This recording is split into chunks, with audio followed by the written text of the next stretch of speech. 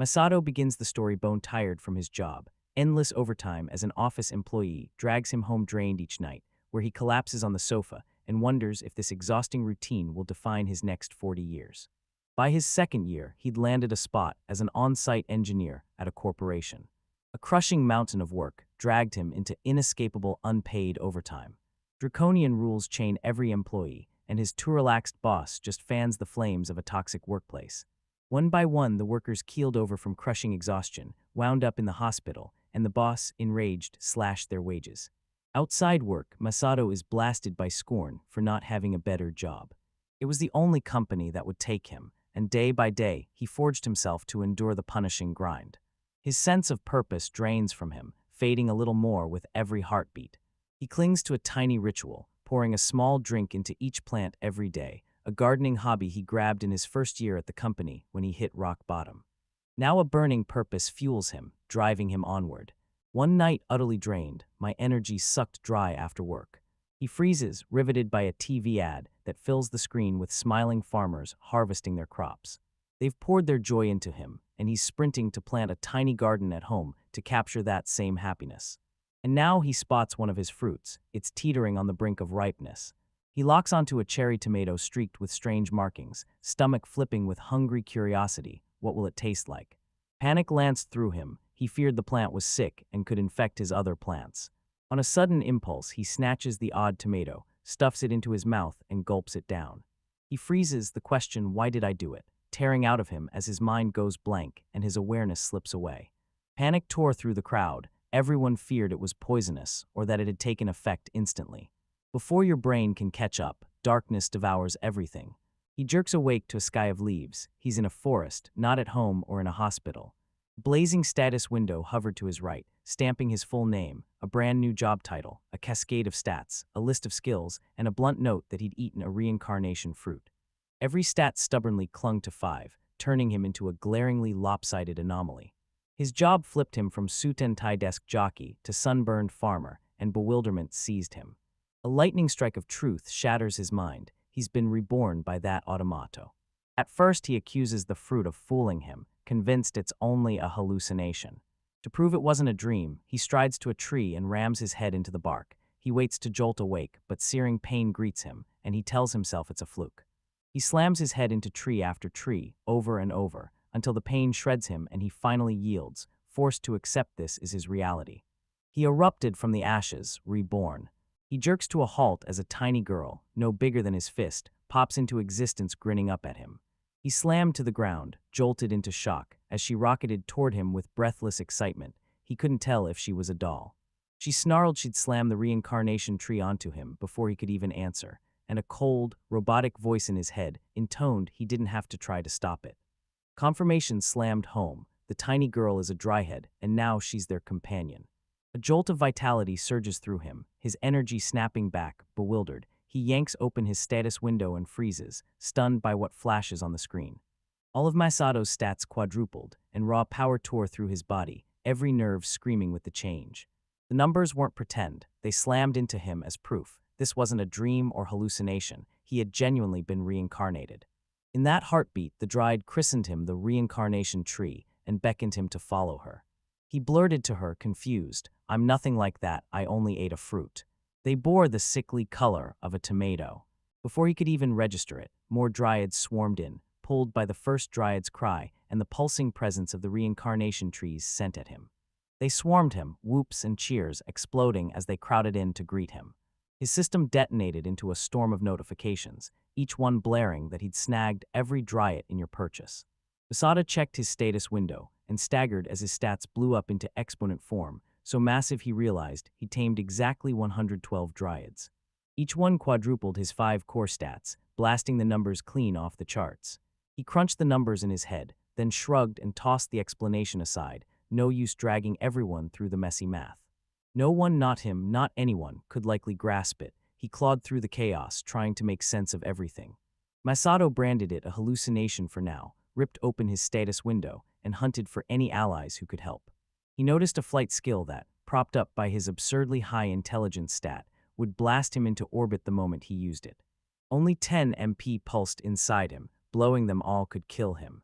Hunting for a safer approach, I froze as a dragon ripped open the sky. Danger seared through him. He sidestepped on instinct. He ducked at the last heartbeat. The attack ripped through the grove, scattering the dryads, yet they stood strangely unhurt. Confusion clawed at Masato. He locked eyes with the dragon as it lunged straight at him. Its chipped claws screamed the truth. The sneaky attack had backfired, injuring it far more than him. It ignited a daring plan: ride the dragon straight into human civilization. First, he had to forge a way to negotiate. The dragon flung its jaws wide to summon a scorching inferno, and Masato's mind slammed into action. Could he stop it? He ripped open his skill list and locked onto two answers: barrier and spell break. A roaring confidence hit him. His current powers could snuff the dragon's breath. Backed into a corner, Masato hurled spell break at the dragon, which let out a startled, rumbling growl. And a dry throat croaked, trembling with stunned, impossible wonder. She could understand the dragon. He asked us. She jumped in to translate, and then, out of nowhere, something totally unexpected shattered the moment. He unlocked a brand new skill: automatic language translation. Curious what this power can do. Masato's blood ran cold as the dragon snarled that a human had dared to cancel her breath attack.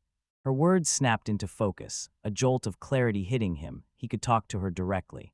He demanded, "Can you hear me? Can you understand me?" The dragon recoiled, gaping. She couldn't believe a human had just spoken her language. Masato's realization hit like a bolt. The translation worked both ways, so he blurted to the dragon, "I need a favor." He pleaded with her to hoist him into the heavens.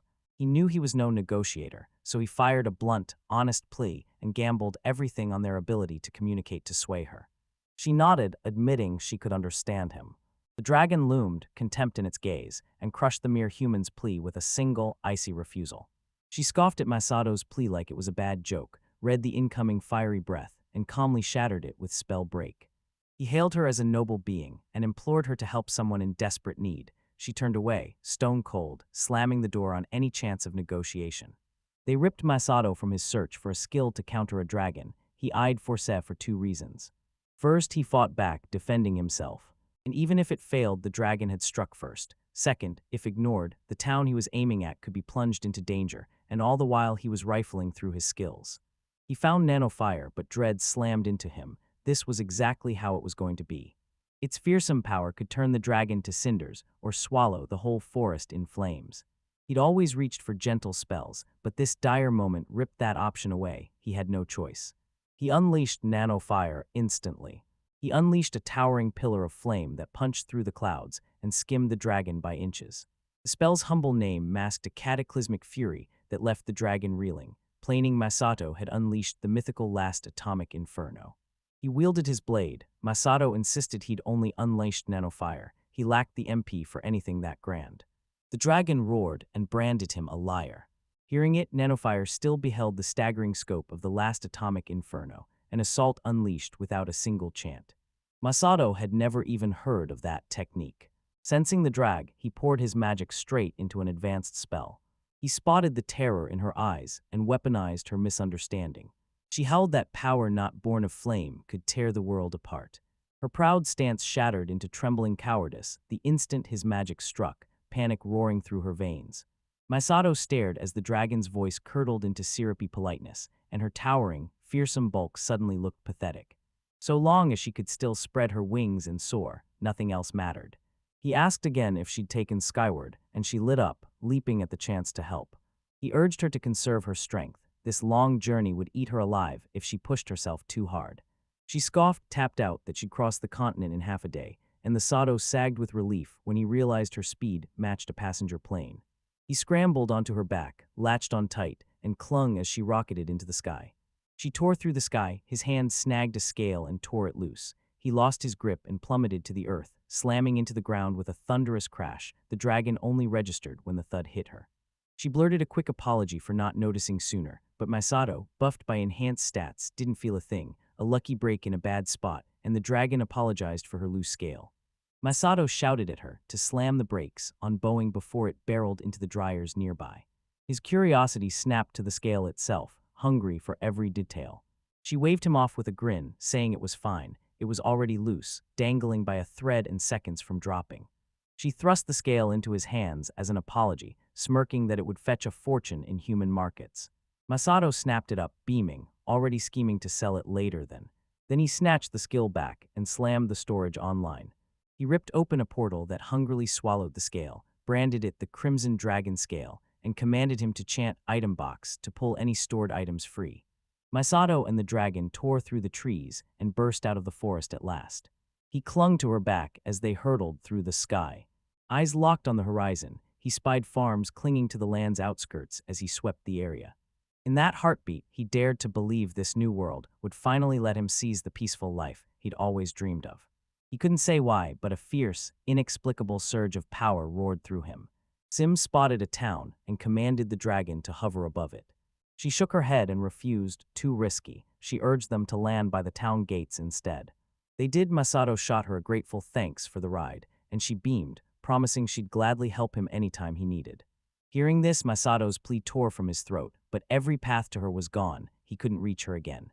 Alone, Dry stepped forward to stay with the dragon, and when he pressed her, could she still reach the others from afar? She confirmed she could.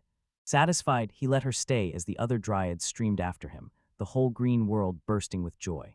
After dismounting, Masato and the dryads blasted a sharp comms check, and the dragon roared back clear as thunder, message received. She vowed to return home, pressing Masato to call the instant he needed her. He swore he'd call her for help later. As she left, he spun toward the nearby town and strode forward, hundreds of dryads streaming in his wake. The dragon landed at her cave, halted at the threshold, and beckoned the dryad to watch as she tried a daring move inspired by Masato's dizzying high flight. A sudden glow washed over her, her claws unfurling into human hands as her body melted into the shape of a young girl. She snapped dryad, refusing to ask how her human transformation magic had appeared. Masato watched the town guards erupt into panic, frantically stuffing their belongings after the dragon's departure, convinced they were about to die. Realizing they'd misunderstood, he called out that he wanted to enter the town, his steady voice cutting through their fear and calming them. They demanded his family crest. Confusion slammed into him and he blurted, "What's a crest?" then rushed to clarify, "I'm not a noble." The guards gaped, having pegged him for a noble because of his speech and the way he'd driven the dragon off. They pictured a knight, and Masato couldn't help wondering if his voice truly sounded that noble. Then realization slammed into him. It had to be his automatic language translation skill. He forged his polite Japanese into the noble tongue of this world. He slipped into a casual tone. The guard declared he sounded like a commoner. It felt weird, but 1,000 times better than people calling it an ability. He shrugged them off, insisting the dragon wasn't a real threat. One burst of enemy fire spooked it, and before anyone could react, it was bearing him on its back. The revelation hit the guards like a thunderclap. A dragon had been used as transport, and a single spark of nanofire had sent it fleeing. They misunderstood him yet again. When Masato asked once more how to enter the town, they pressed a ring into his palm. They revealed it was a magical tracking talisman. You can only pry it off after you register for your guild ID. They imposed it for public order and for misado, selling it to everyone as a GPS. Thank them. Right before he stepped inside, he assumed the tiny winged dolls swirling around him were obvious. The guards blinked, baffled, and demanded what he meant. The dryads grinned, and Masato's eyes went wide as he realized they were invisible to everyone else. He stormed into town and, following the guard's tip to grab an ID, charged straight for the guild, cutting through the streets and spotting the agriculture guild almost instantly. He gaped when he stumbled on this place out of nowhere, especially after he'd once worked himself to exhaustion, and daring to believe a peaceful life might finally be his, he stepped inside. A bright-eyed young woman beamed a warm welcome and asked, "How can I help you?" Masato asked if this was the place for an ID. She nodded and said she'd collect his ring after handing him the card. They pressed him, "Are you certain about joining the agriculture guild?" And Masato's jaw tightened as he affirmed his choice. Certain it would supercharge his fresh start, he snatched the form she pressed into his hands to fill with his details. He clutched his ID, relief surging when he realized no address was required, and moments later she called his full name. They slammed the Agriculture Guild membership card into his palm. Curiosity flaring, she leaned in and asked which part of Shindo Masato was the surname, pinned Shindo as the last name and Masato as the first, then fired Masato. He finally admitted he wasn't from here. He came from a place where names work completely differently. Someone blurted, "Isn't that odd?" and she dubbed him Masato. Being Japanese, shyness flared whenever someone casually tossed his given name his way. She dropped the bomb. The 1,000 other guild registration fee still hung over him. She wouldn't take his ring or finalize the card until he paid, and Masato nodded, promising to hustle up the funds soon. He then brandished the dragon scale Heimwari had dropped and demanded where he could sell it. Her eyes snapped wide in disbelief, wondering how he'd scored such a rare item. He smirked and said the Adventurers Guild ran like a pawnshop, trading in exactly those materials. He blurted, "What's the average monthly cost of living for one person?" She shot back that there were about 30,000 others and grinned, promising a single dragon scale would easily cover the registration fee. Masato banked on that weird exchange rate. If one other equaled 1 yen, a fat stack of cash would see him through. At the Adventurers Guild, the staff erupted into a frenzy the moment they spotted the dragon scale, snatching it away to test its dragon content before they dared appraise it. The analyzer's screen blazed, just 0.5 grams per milliliter. The readings shattered expectations. This power belonged to an ancient dragon, and the draconian level matched the dragon's rank. The crowd froze, jaws dropping. This dramatic, flaming crimson dragon was an ancient one. He zeroed in on the measurement and scoffed, 5 grams per milliliter, barely a trace. The employees erupted, shouting him down and insisting the sum was colossal. They slapped an 1 million ether price on the scale. Masada strode back into the Agriculture Guild to pay the registration fee and haggle for farmland, and the receptionist, reading his intent, asked him to slip off his ring and make absolutely sure they actually put land up for sale. He grabbed his arm and warned him not to rush into buying farmland. Rent cost 54,000 other per acre per year. The price to buy skyrocketed to 900,000 per acre, so they urged him to rent first. It was far more affordable. Masato grinned at renting land. It let him plant bold new crops across sprawling fields without draining his savings.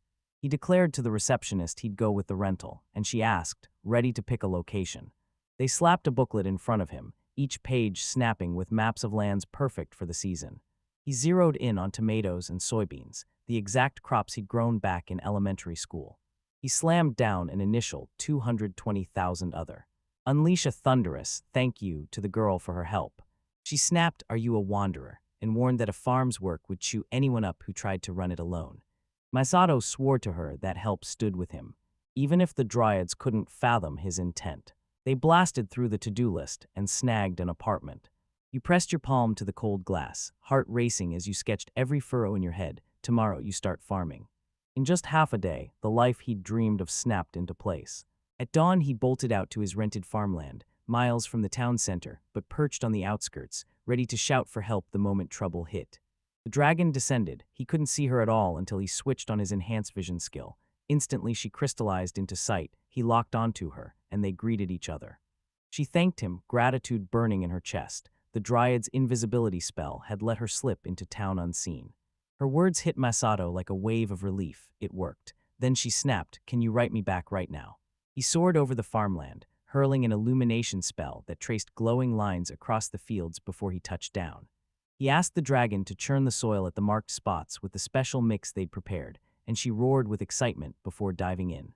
She ripped open a pocket with her storage magic and unleashed a choking, coal-black cloud of dust that rolled over the fields.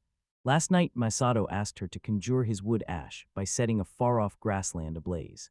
A dry wit later declared it the finest ash sheet anyone had ever seen, and Masato, burning with curiosity, demanded to know why it was so good.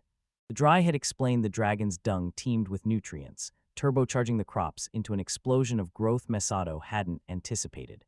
He shot his arms out to begin carving furrows, but the dragon cut him off. Were those furrows the heavy, enduring ridges that marked human fields?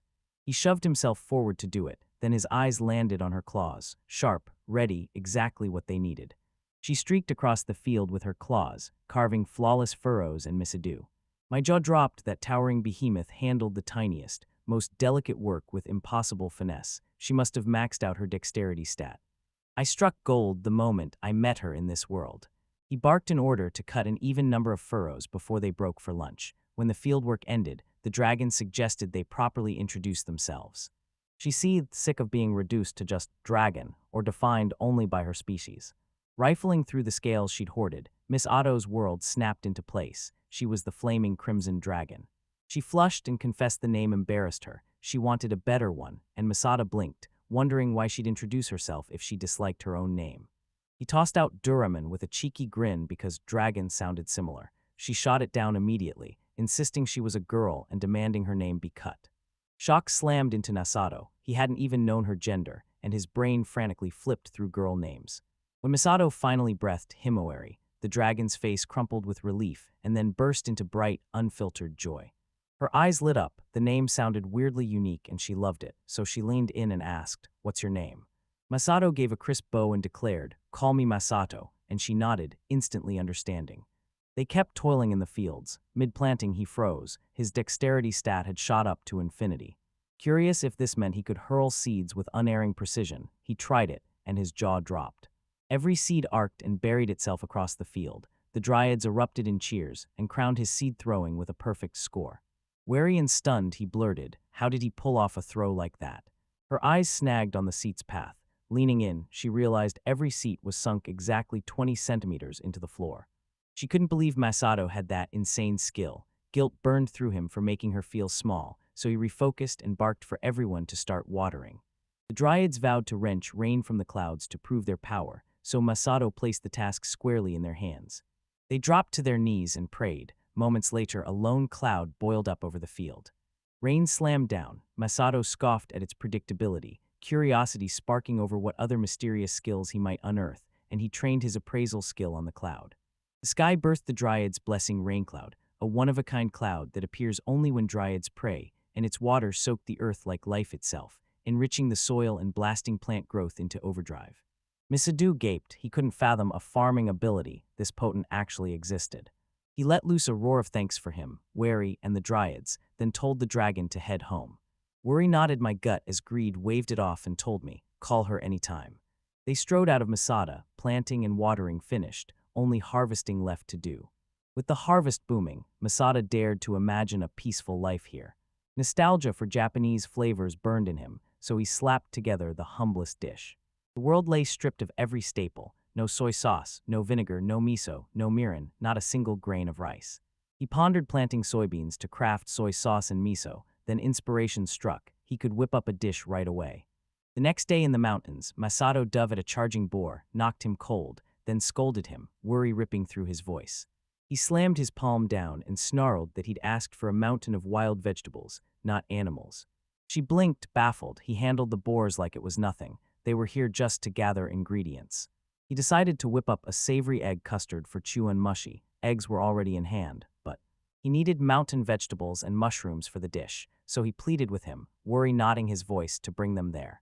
His mind raced over the ingredients as he wondered if stashing the boar inside his storage skill could supercharge the meal.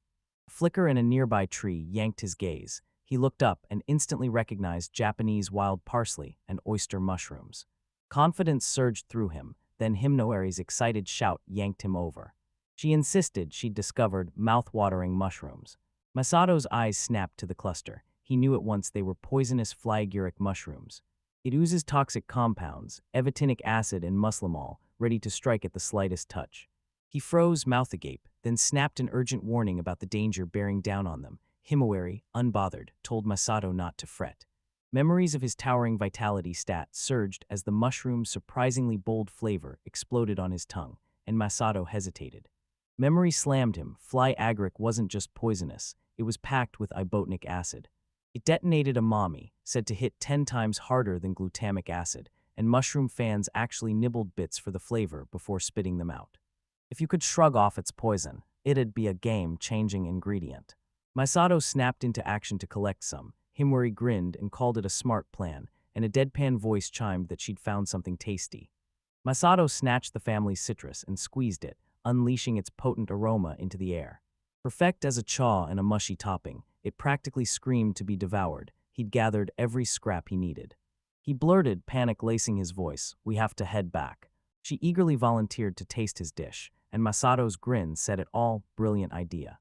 They barreled back into the city and let her invisibility lapse, sending the guards into a full-blown panic, and after Masato quelled the chaos, he turned to cooking.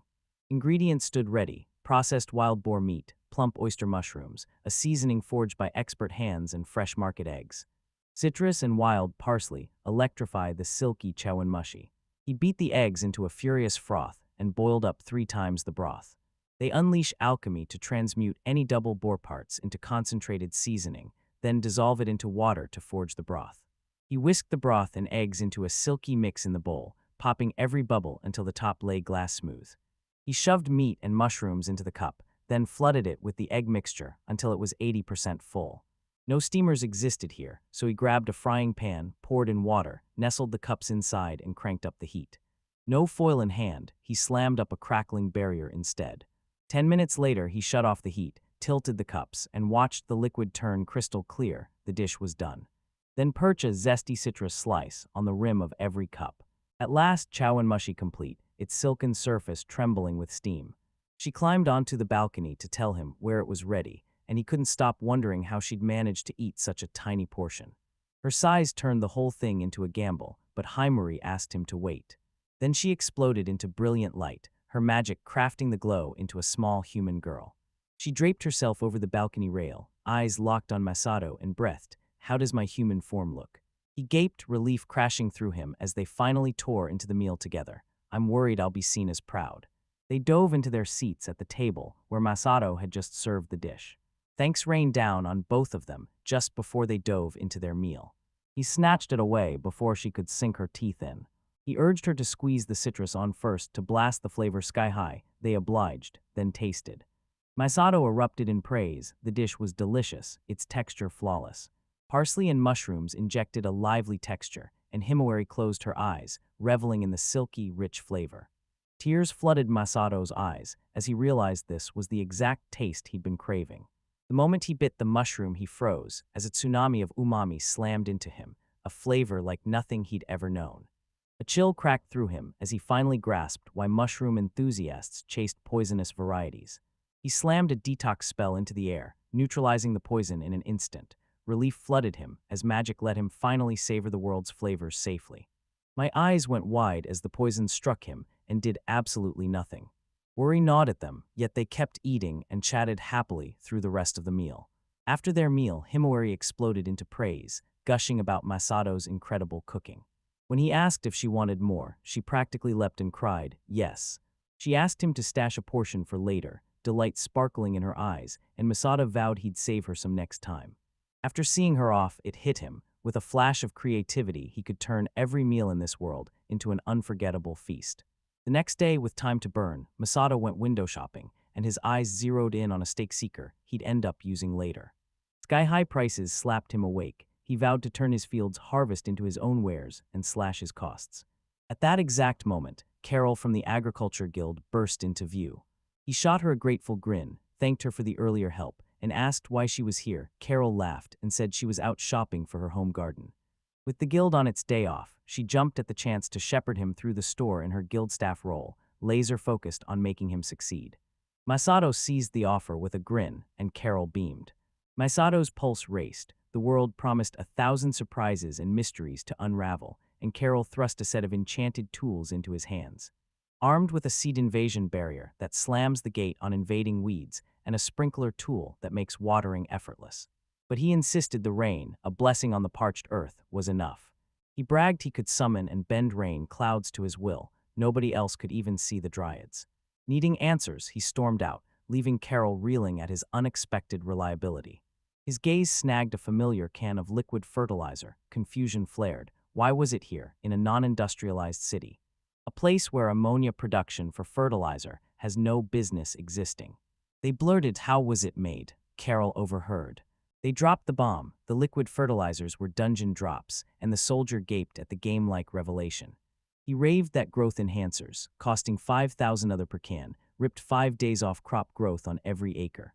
Masato's face crumpled. She leaned in and asked, what's wrong?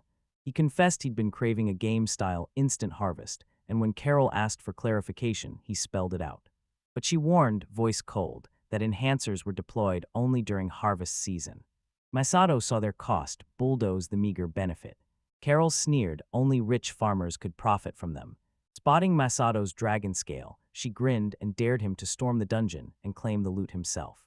A flash of inspiration ignited, and later the dungeon swallowed us. He slammed potent sharpening and fortitude buffs into the sword, forging a razor edge and an unbreakable blade. With only 10 MP left, magic was off the table. He had to unleash nothing but brutal physical attacks. They clenched their jaw, counting how much sweat and risk it would take to gather the growth promoters. Just then, he or she burst into view. She snapped, "Why drag me into a dungeon if you thought you could handle it alone?" Masato swore he'd treasure whatever she hunted down if it kept him safe. He even asked her to join as a reference, and that request ripped her feelings wide open. She kept thinking he was seeing her in a whole different light. Her dragon presence sent the monsters fleeing, carving a clear path for Masato, who then snarled they'd plunge deeper into the adventure if no monsters appeared, a trap Himori couldn't escape.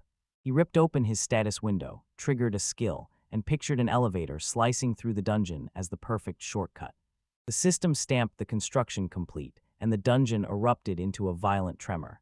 Masato and Himawari stared as the ground split open and an elevator shot up, its wires snaking to the ceiling and anchoring themselves.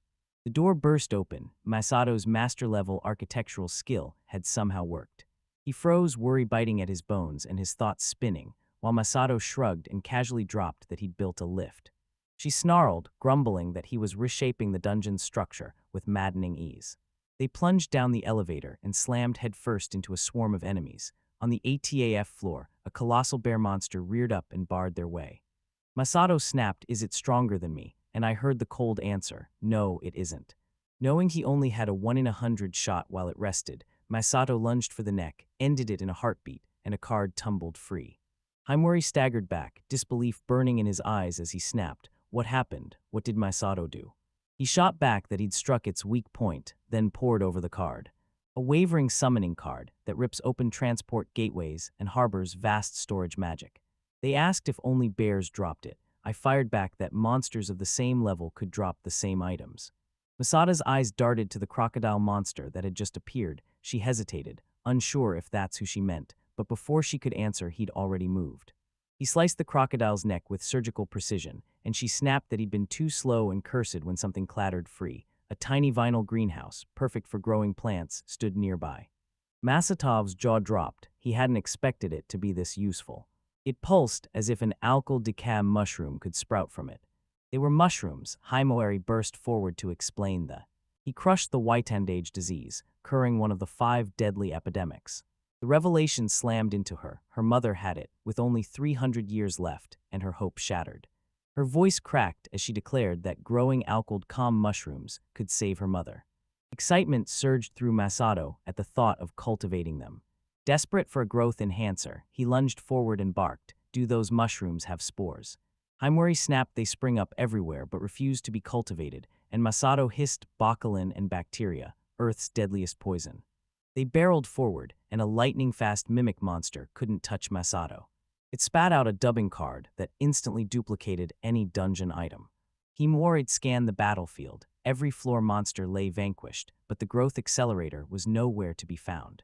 They plunged deeper into the 81st floor, straight into its waiting dangers. This sin squares off with the snake monster, then gets carved into sashimi in an instant. A familiar object clattered free and jolted Masato into stunned silence. A growth accelerator that could fast-forward 3 months of growth and tweak periods with a single dilution. Unlike the store version, which lets you reap whole fields in a heartbeat. Turns out I'm a glass lizard, speckled all over. Body-native glass glared down from the ceiling, and Masato fired off a question about its powers. She warned it shed explosive shards of glass-like skin. Shuddering at the thought of sword on glass, he began scheming a trap. The lizard had already spotted them, so Masato lunged into the fight and cleaved it into tumbling pieces that fell away, oddly easing the tightness in his chest. Henry Murray roared, flaunting his razor-sharp swords and the raw strength that swung them. While the monster fumbled, a glass shoe clattered free, the Cinderella Clinic, a shoe that could permanently transform anyone who slipped it on into a beautiful woman. Masato snapped that the glass shoe would morph a man into a stunning woman, not into a handsome man. Calling it useless, he spun on his heel and headed straight home. I hesitated and asked if we should push deeper. Taking the lead felt like wasted effort. Masato shrugged and said he never meant to be a real adventurer. They split outside the dungeon, wariness coiling through me as I pressed him to contact her the moment he used the vinyl house. Later in the city, Masato marched through the crowds and resolved to sell off his unused items, starting with the glass shoe. Inside the Adventurers Guild, the very clerk who'd inspected his dragon scale locked eyes with him and instantly recognized him. He crouched, eyes wide, scrutinized the shoe's shimmer, and blurted that it might be Cinderella's fabled, fleeting glitter. She pulled back to size it up, and soon Masato heard shouts erupt from the back. The staff burst back, breathless, declaring it a top-tier artifact, powerful enough to bend alliances between nobles and monarchs. She demanded where he'd found it. He grinned and said it came from the dungeon's 81st floor, and when she leaned in, pressing him for every last detail, she slammed an enchanted truth-telling relic onto the table. It flared, confirmed his honesty, and Visato staggered. He hadn't expected her to doubt him. Just then a man with an eye patch strode in. He'd caught wind of the whispers about the 81st floor. They demanded to know if Masato was the one who'd returned from the dungeon, and whether he knew about that strange new structure standing there. Masato snapped, "You mean the elevator," and explained he'd built it because lugging moments between floors was a pain. He unleashed casual, razor-sharp reasoning that stunned them, and they recoiled, furious at his outrageous actions. His breath hitched as he stared at it, agonizing over whether he should tear it away. The guild moved to fling it open to the public and dangled a $3 million a year license fee in front of him. Masada nodded and let them use it, but worry snapped at him. Could the guild afford it? He snapped, asking them to transfer the fee and the glass shoe payment through the Agriculture Guild. A disbelieving sigh tore from him at how everything had unfolded, and as his wealth swelled, he hit the shops. He snapped open his status window. The readout had evened out.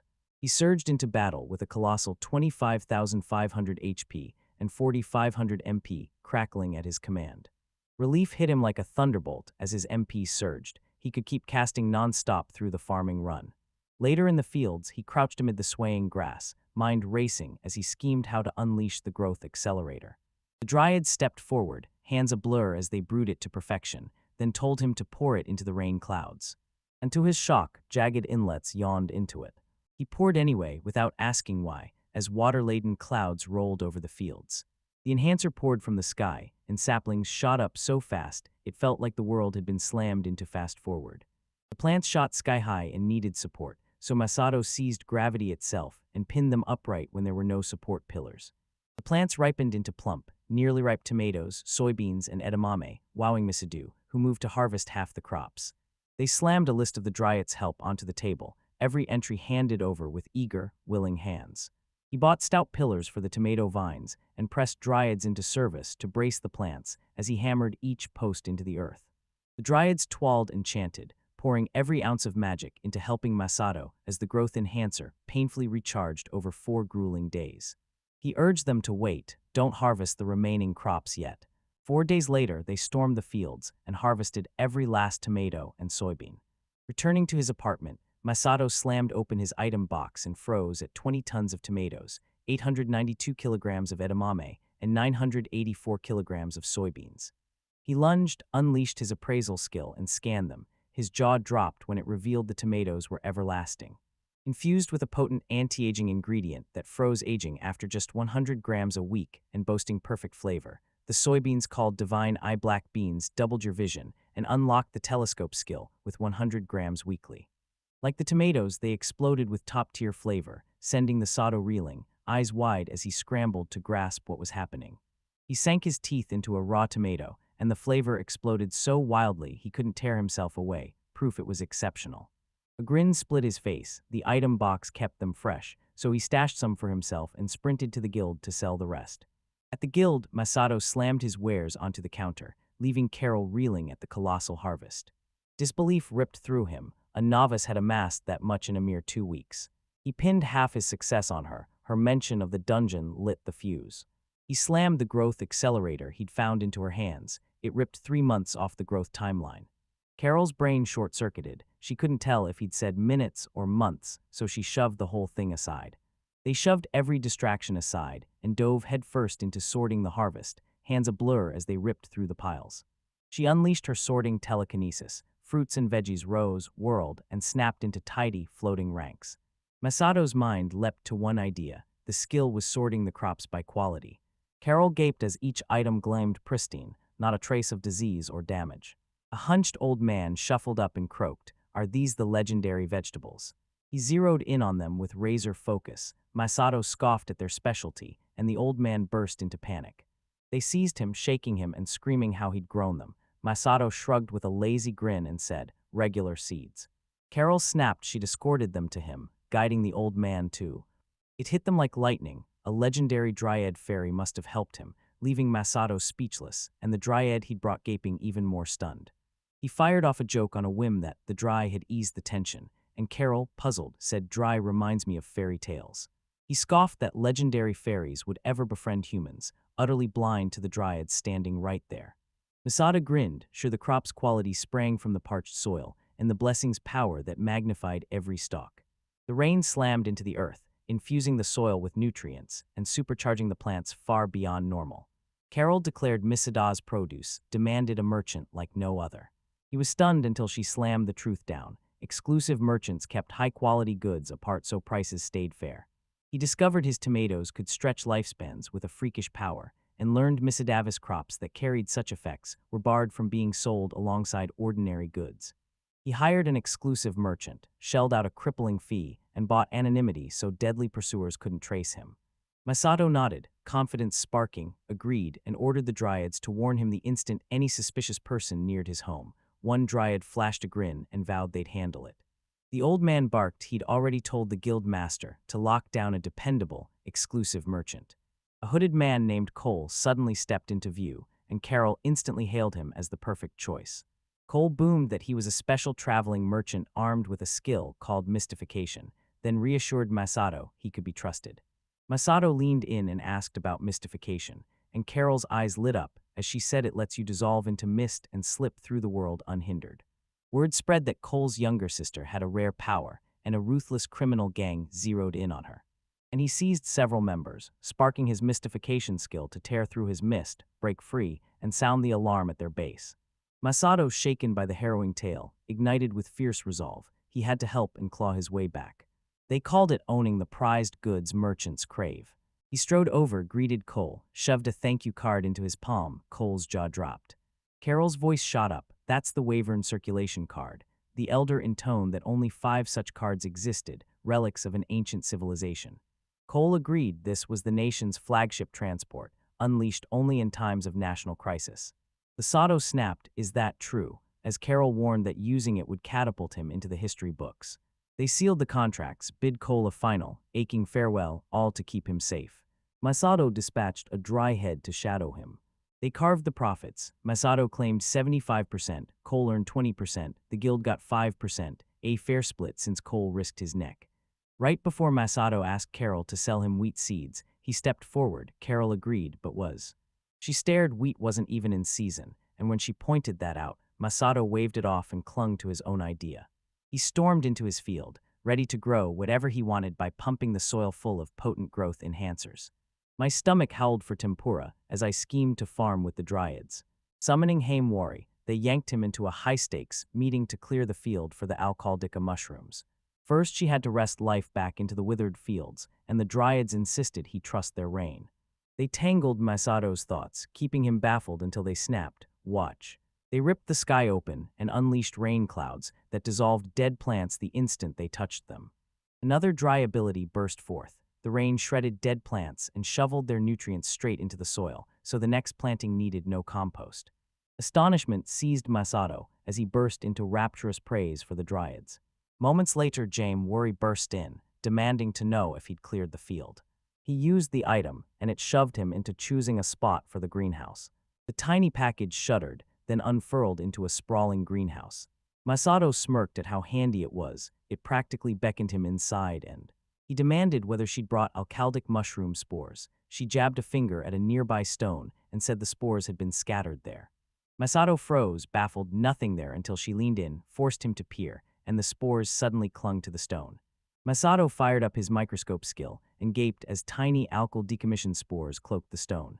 Seeing them everywhere, he blurted, should I panic or just cultivate them as they are? And she confirmed that was the right call. He burst into the greenhouse as the system flashed a prompt asking him to confirm using the spores to grow a plant. He hit confirm without hesitation and set the stone dead center. A mechanical voice ordered him to wait outside as the greenhouse retooled its atmosphere, and in a heartbeat, the interior morphed into something entirely new. Rotting, overgrown weeds choked the air, and Masato's gut screamed. The greenhouse had turned into a blistering, high-pressure chamber of toxic gas. Hemori slammed down a verdict. It was ideal for alcaldica mushrooms. Mass Adam had to burst in and apply the growth enhancer. I know you'll freak out, but he's going to be fine. Skeptical of her confidence, he hurled a metal drum at the entrance to test the place. He watched it flatten, then dropped to his knees as blistering heat slammed into him. Himawari's voice cut cold. No human could survive inside. Masato's jaw tightened as he plotted his next move. Himawari snapped, trigger the auto-heal, warning the air was oxygen-starved and he'd have to hold his breath. He slammed auto-care from his skill list to cling to life, then flicked on HP lock so his HP could never plunge to zero. Dread knots my gut. Watch him the moment he steps in and warn him to be careful. Masato stepped in and a crushing wave of dizziness slammed into him as the seething gas tore through his body's defenses as brutal heat and crushing pressure from an environment nothing like the outside ravaged him. Question ripped through him. Were his support skills and massive vitality the only things keeping him standing, and what would happen the moment one of them vanished? No time to spare, he had only a single heartbeat of breath left. He leveled his microscope like a sniper's scope, pinpointed the spores in a heartbeat, and tore toward the rock. He ripped open the growth enhancer, and his eyes snapped to more spores drifting nearby. They'd seemed to burn inside him from the very start. He set out to cultivate those too. After what felt like an eternity, Masato burst from the greenhouse, relief crashing over him for finally making it out. I grilled him, how long until the alcoholica mushrooms grow and fruit? She fired back, 1 year and 3 months. Masato slammed the growth enhancer into motion, and the display flashed 4 cycles, 16 days until the mushrooms ripened. They left Himawari dizzy with questions, until Masato barged in and declared the growth enhancers would rocket the whole process forward. It enabled them to heal her mother sooner, and Himawari erupted in joyous cheers. Word spread that she snatched up the last medicinal ingredients, as Masato swore he'd concoct a one-of-a-kind cure to help her mother. Meanwhile, deep in a forest cave, a frail, horned woman clung to the cold rock as a raw, rasping cough ripped through her. Her ashen, gaunt face and coiling horns branded her as Himawari's mother, and soon after, Himawari and Masato race into a village perched on the rim of the coldest sea ever. Masato shot her a sharp thanks. This biting cold would give him the edge he needed for his next task. Cooking tempura, we stormed the wheat-planting dungeon and conquered it. He tore through the stalls, snatching tempura ingredients while he waited for the alcaldaka mushrooms. He peered down, spotted the seawater hidden beneath the ice, then hurled himself off as a cold wave of worry slammed back. He balled his fist and smashed the ice, the thick layer exploding into shards instantly. I watched worry freeze solid, disbelief slamming into us as the legendary unbreakable sea ice finally shattered for the first time ever. Masato snapped, "Why'd you bring me to a place like this?" She just shrugged and said the seafood was abundant. A tentacle slithered up behind him, unseen by either. Himawari blurted that no one had ever fished that sea. Before he could finish the sentence, Masato vanished. Water slammed over him as a tentacle lashed out, coiling around him and dragging him beneath the surface. Hope surged through him as he stared down at the colossal squid beneath him, its massive eye glaring up like a living spotlight. He snapped into action, unleashed flight magic, and rocketed out of the water with a tentacle still clinging to him. Dread clenched my gut as I watched a suspected monster skulk in the shadows below.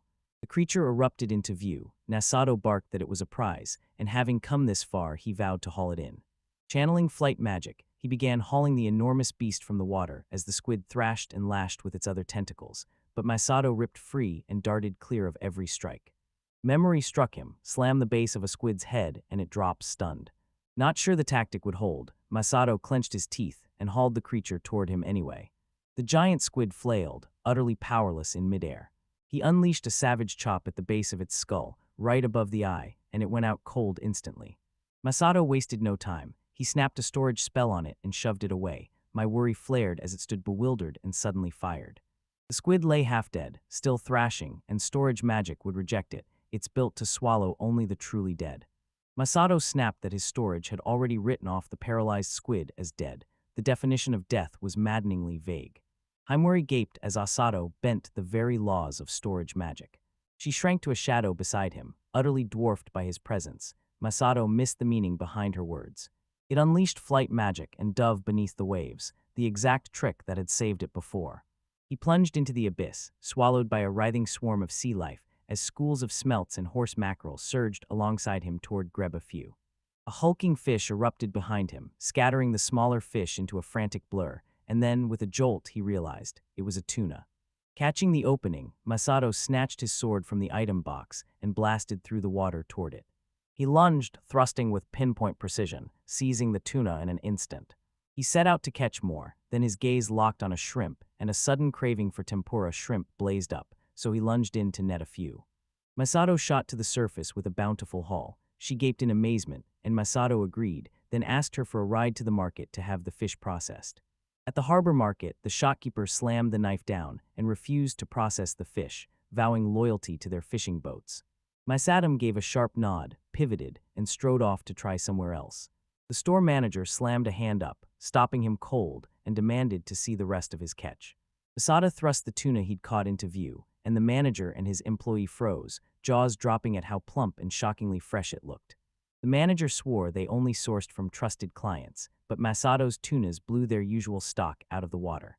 He volunteered to process it, only if Masato let them keep a portion of the fillet. Masato leveled his gaze and asked if they were certain. The manager stepped forward, offering to scale the fee to match the amount, and Masato's relief burst into heartfelt thanks. The manager grinned, convinced Masato had struck gold. He'd uncovered a legendary fishing spot. Masato blurted that he'd landed other fish there too, and asked if they could process them. He ripped open his item box and hauled out a colossal squid tentacle. The manager stood frozen, jaw dropped at its monstrous size. Masato's breath hitched. Could his mind even process it? The manager leaned in and demanded to inspect his storage magic up close. The manager's breath hitched as his gaze locked on the giant squid. Her ears and eyes stained a ghostly bluish hue. He staggered back the moment he recognized it as a kraken, stunned that Masato actually owned a monster like that. Masato, cool as ice, shrugged and said he'd chopped it and left it paralyzed. The manager's jaw hit the floor. Was Masato even human? Masato froze, baffled by the explosive reaction. When I'm wary, sliced through the chaos to clarify the kraken was a legendary squid. The manager insisted it could be processed and practically begged Masato to let them handle it. Kraken was a rare delicacy. After a few hours, the tuna, creeks, smelts, and mackerel were expertly filleted, the mackerel even done free, and Masato beamed with gratitude. Shopkeepers erupted into grateful cheers, their gratitude swelling even higher. Masato dropped the bomb. He had another task, and now Time's tug ripped them into the nearby sea. Himawari blinked, utterly baffled.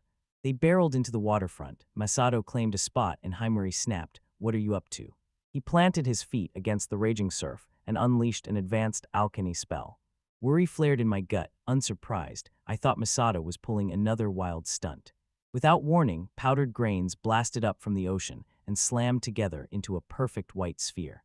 Worry clawed at her throat as she blurted, "Is it salt?" Misadu confirmed with a baffled nod, questioning why she was so concerned. A wild suspicion leapt up. Had he really used alchemy to slash his salt bill? Masato insisted he was just avoiding carrying cash. Himawari ripped into him for treating alchemy like a parlor trick, furious that he always went overboard with the ingredients. A memory slammed into Mesa. He turned to her and asked for help with a task. Emma Worry snapped to attention and fired back, "What do you need?" Misada pressed her to harvest hops for the project. Before long, he burst back from the fields, hops in hand, the very ones he'd asked for, and she thrust them at him, demanding to know his next move. Knowing the Sato, she braced herself for another reckless, all-or-nothing scheme. Masato's bravado shattered. He finally admitted she was right. He hatched a plan to make soy sauce, wheat flour, and beer. He'd already grabbed yeast from a bread shop, locking down most of the ingredients for a tempura meal and his homemade beer. Himawari locked onto the crafty glint in his eyes and knew he was scheming again. She blurted that she wanted to try it all, but Masato barked at her to wait. He wasn't done.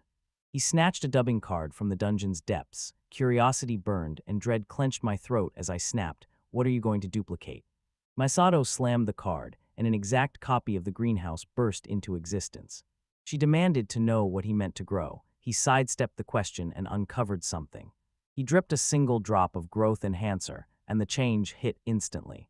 The plant ballooned into a towering behemoth and swallowed Masato whole. It hit me he'd asked what it was, and Masato shrugged, deadpan, "It's for soy sauce." She gaped, stunned it could be turned into a seasoning. Masato admitted he still had a few steps left to complete it. Then, worry gnawing at him, he begged him to join him in town. They burst into a realtor's office, and a sharp young woman looked up and snapped, "What do you need?" Masato blurted he wanted a vacant lot. She slid a catalog into his hands. Curiosity coiled into a knot of worry, so I snapped, "Why do you need it?" Masato grinned and announced he'd erect a factory to house every ingredient he'd gathered. He was burning to unleash his master-level architecture skills again. After browsing, he zeroed in and chose a lot listed at a staggering 3.2 million acres.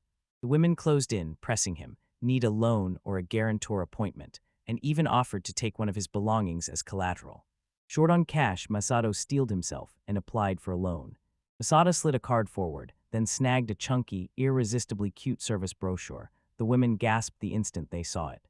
Her jaw dropped as she clutched a Wyvern circulation card, one of only 5 in existence, and she couldn't believe Masato would spend something that rare on a land purchase. He insisted it was his only option. She never imagined he'd produce something this valuable. Suddenly, Himawari and a nearby dry materialized on the phase. Masato watched him crumple into worry the instant he saw that strange pride, and Masato was left baffled. Panic hit the Wayman group as they scrambled, blank on how to securely lock the card away. Masato and Himawari sped to their next stop and reached the borrowed land, where Himawari leaned in and demanded to know how Masato was crafting the seasoning.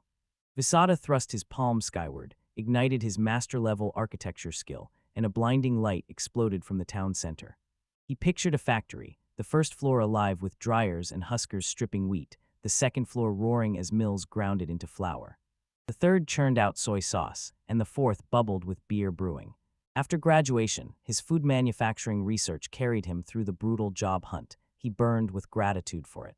The factory's roaring machines and every step of the process were seared into his mind.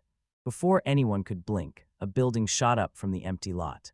Worry clawed at me as I forced a calm mask, sure she was used to Masato's wild abilities, but seeing the new forced to restructure. She shrieked, jabbed a finger at it, and demanded to know what it was.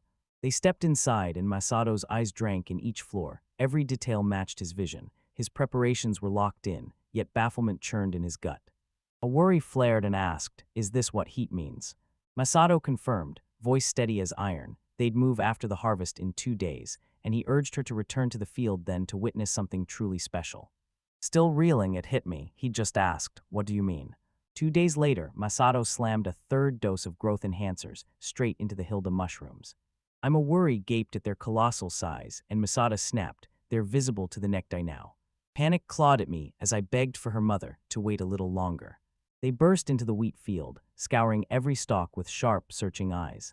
Masato ordered the dryads to sprinkle the growth enhancers, and they sprang forward, showering the ground with a glittering rain of life. The wheat shot up thick and golden, and Masato's jaw dropped. It was already harvest-ready, and when he leaned close, every stalk proved flawless. It boasted a whisper-low glycemic index, and carbs your body could absorb without insulin, so blood sugar never spiked, safe for diabetics and tasting even better. Masato staggered when those vaunted, remarkable traits crumbled into embarrassing weakness, and I know he credited the dryads' help. Masato flashed a fierce, grateful smile, thanked them for their efforts, and they sprinted toward the factory. Himawari's heart hammered. She finally got to fire up that odd machine she'd spotted on the first floor. The wheat sat bone-dry in its husk. My nerves pinged between worry and awe, and I blurted, "Do we just feed it into the machine?" Masato said it was automatic, but she stared blankly, the word meaning nothing to her. He lunged to her side to confirm she was okay, then barked that it was time to stow everything. He shoved 3 tons of wheat into storage, stunned because he'd only expected 5 tons per acre, and Himawari winked, crediting the surplus to the dryads. Despair clawed at Masato as he forced himself to process, hurling each ingredient onto its assigned floor. As the machines hummed to life, Himawari kept washing, confusion knotting her brow as she blurted, "So we just wait and let it finish on its own." Masato nodded, confirming it. Himawari's hunch hit dead center, she scoffed. "Is that even food?" Masato fired off each floor's purpose, and the 4th roared with massive vats fermenting the brew, while heavy filters clarified it into beer. The 3rd breathes life into soy sauce, a maroon tank pumping as a compressor screams. The 2nd mills flour with thunderous roller mills. The 1st unit thundered to life, automatically drying and ripping husks from the wheat, and a cold dread gnawed at me. This whole operation had ballooned into something wildly excessive.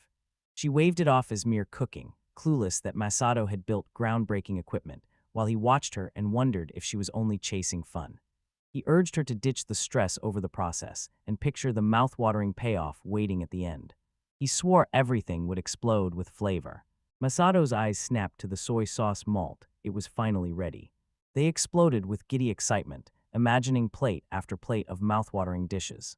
Their excitement evaporated the instant Masato dropped the bombshell. The malt would need a full year to mature. Spotting their disappointment, he grinned and revealed a skill that would erase the whole wait time problem. He unleashed temporal tuning on the soy sauce malt bottle, and the liquid snapped into ink black. The girls' jaws dropped and they blurted, "Has it spoiled?" Masato's calm voice sliced through the panic. The black color was perfectly normal for matured soy sauce. I understood the worry, but my jaw dropped that someone unleashed such a potent spell just to age food. She scoffed, "Temporal tuning fiddled with minutes, not ripped a whole year from the calendar." Masato scoffed, doubting the limit applied at all when his method worked flawlessly. I thundered, "I'm wary," and the dryads fell dead silent. He blinked and asked if his actions could really be that shocking. I heard him boast that with power like that, he'd never need growth enhancers again. Masato ripped through the confusion and spelled it out. Growth enhancers flood plants with unstoppable growth, while temporal tuning only fast-forwards time. Use it wrong and those plants will wither. Dread coiled in my gut as I split the mixture into 2 containers. He shouted, "One step left," and the other portion tasting too good to ignore, he set some aside. He cranked up the heat and tempered the raw soy sauce into its final form. Fear and dread surged forward, but Miss Otto slammed them to a halt. He zeroed in on another preparation and a task waiting outside. He sauntered into the empty lot, nonchalantly invoked advanced alchemy, and bottles erupted from the earth. "I'm wary," watching dozens appear out of nowhere, I roared. "Where did you come from?" Masato snapped that the bottles were earmarked for the 4th floor's product. He twisted time in the fermentation tank's water to spawn young beer, chilled it down, then tuned time again. Filtered to crystal clarity and sealed into bottles, the beer was finally ready to be poured.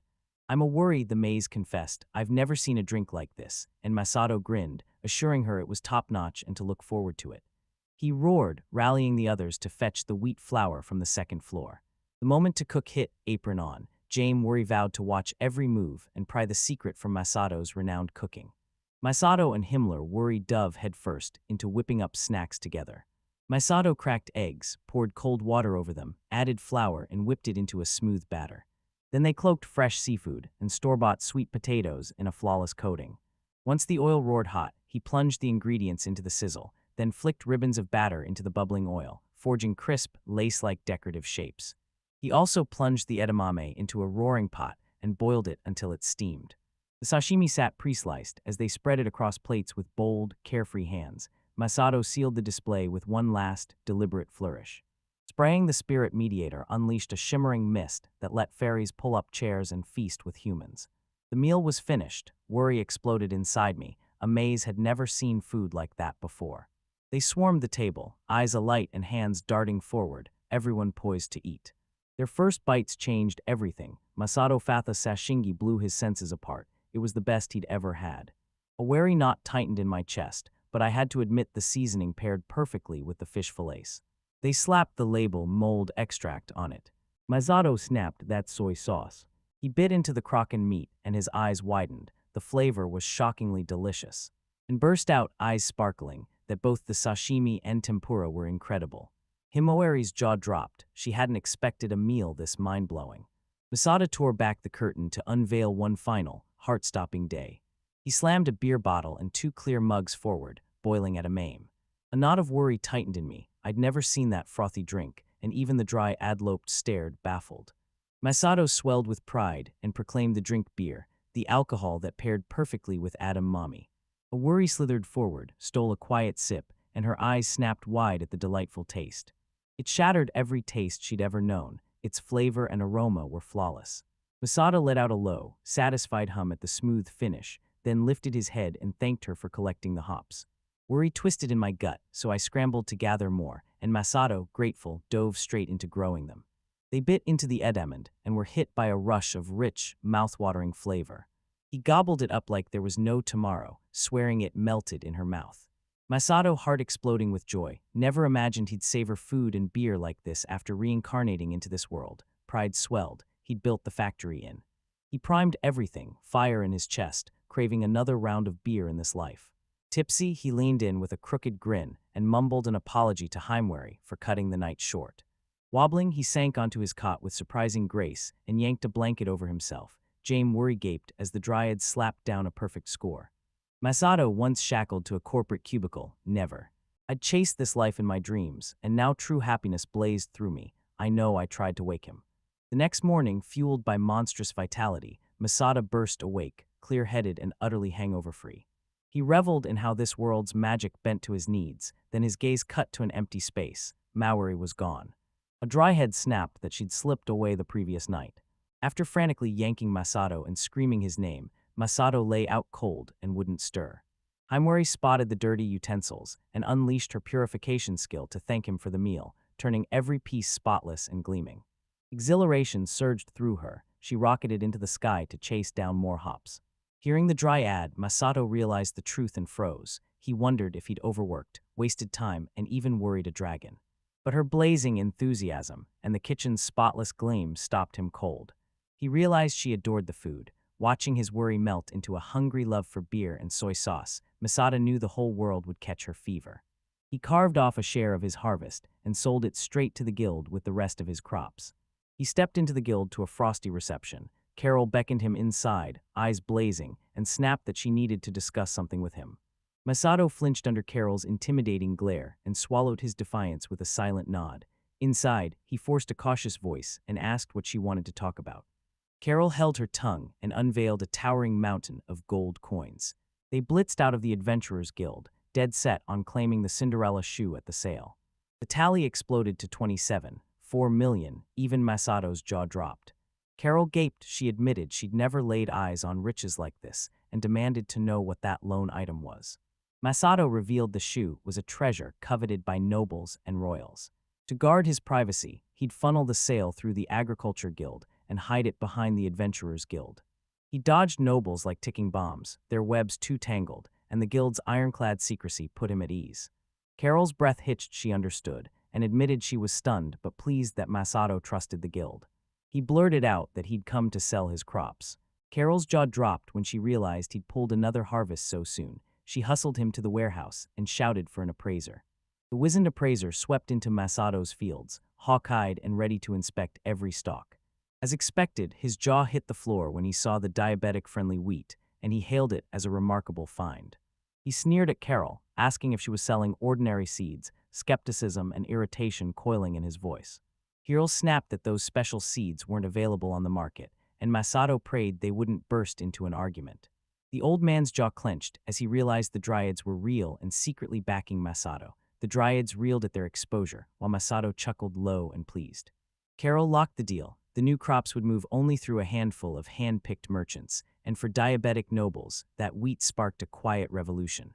The old man leaned in, whispered the story to Carol like a secret locked between them, and finished before Cole arrived. Masato barked at them to hand Cole the thing the instant he walked in. He ripped out another spread of cards like before, shoved them at Cole with a grin, used them freely, and Carol and the old man went slack-jawed, stunned as if the floor had dropped away. Their hands closed around 9 legendary, wavered free ride cards. The old man barked at Carol to lock them inside the guild's safest vault, while Masato shrugged with a lazy grin and said he could snag those cards from the dungeon anytime. Sensing the room's tension, he cracked a grin and unveiled his latest wares, handcrafted seasonings and spirits distilled from his own crops, and the mood instantly loosened. He dared them to taste the samples, eyes hunting for the reaction that would prove whether the products could sell. Masato's new creations stunned the old man, and when everyone clamored to be first to try them, their spirits soared, flooding Masato with relief. In the dining area, he whipped out the seasoning and dared them to try it on the fish fillet. Carol inhaled, eyes snapping open. The seasoning's aroma struck like a revelation, a bold braid of honeyed sweetness woven with deep savory spice. A jolt of recognition shot through the old man. He sized it up and declared it a Masato's secret soy sauce roared with ultraflavonoids, stitching DNA back together and slamming the door on cancer. Carol's eyes lit up. This could be sold as a health food. The old man just smiled. He'd seen Masato's triumph coming. Masato didn't realize the soy sauce was quietly boosting his health. He pushed them to try it. Carol and the old man bit into the fish fillet with soy sauce, chewing quietly. Carol's jaw dropped. She'd never imagined sashimi could taste this heavenly. She attacked the salt with lemon and olive oil, crowned them the winners, then roared that soy sauce would be a massive hit. The old man's eyes blazed as he nodded and proclaimed it revolutionary. Masato whooped with joy when soy sauce and sashimi actually worked wonders in this world. The old man's gaze zeroed in on the squid and he barked, "What's that?" Masato tossed off, cricken from the long sea, his casual tone splintering at the shock that a calamity monster was food. Masato's eyes flashed. This tasted amazing, and he swore he'd catch more. The old man froze, horror clawing at his throat, as Masato dismantled the beast like mere ingredients. Carol bit into the squid and raved, breathless over its explosive, unforgettable flavor. Gratitude flooded the old man as he savored a dish so rare it felt like a once-in-a-lifetime blessing. Masato beamed. His soy sauce had hit the mark. He slid the beer over next. A roar of praise ripped the secret open, revealing it as an anti-aging brew. Packed with ultrapolyphenols that slow aging, it taken daily, up to 633, slashes alcohol's harm, makes drinking from one's 20s healthier, and even extends life by 5 times. Regret slammed into the old man. He wished he'd found it sooner. Masato grinned and vowed to cast a detox spell. The instant drunkenness threatened their work. They downed the beer and the old man's eyes widened. Its silk smoothness stunned him, nothing like any brew he'd ever tasted. Carol soaked it up too, savoring every ice-cold drink. Masato's memory slammed full force into the world lacked refrigerators. Carol felt like she'd just feasted at a 5-star restaurant, and she thanked him. As the appraiser, the old man's chest swelled with pride. Masato vowed to crank production into overdrive. Carol pressed him about where the soy sauce came from. He shot back. They revealed it sprang from wheat, soybeans, kaji, and fermented microorganisms. The old man leaned in, breathless, and blurted, "Did Masato just discover an entirely new species of these microorganisms?" Carol gaped at his biology brilliance, convinced he was unmatched across the board. Masato sneered that they'd overestimated him. Carol froze, unsure if she should spill such valuable details. Masato shrugged and grinned, saying he didn't mind. He wasn't trying to hog them. He leaned forward, asking when Carl would return. Carol shot back, in 3 weeks. Masato vowed the next batch would be piled with wheat, slammed with extra soy sauce, and fueled by a generous pour of beer, and insisted someone sprint out and snatch up more wheat and soybean seeds. Extra funds landed, and he slammed them down to wipe the land loan off the books months early. At the realtor's office, she froze, jaw dropping when he strode in. He announced he'd come to pay, and her eyes welled with tears.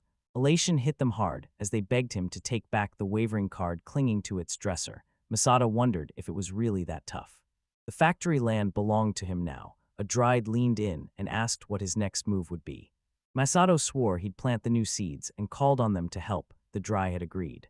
His hands moved like a veteran. He ripped the earth open and sent the seeds arcing in a perfect, even rain across the field. The dryads gaped at Masato's display as he whipped out a familiar can. The dryads felt the moment strike and surged forward, volunteering to apply the growth enhancers. A torrent of enhancer solution poured from their clouds, drenching everything below.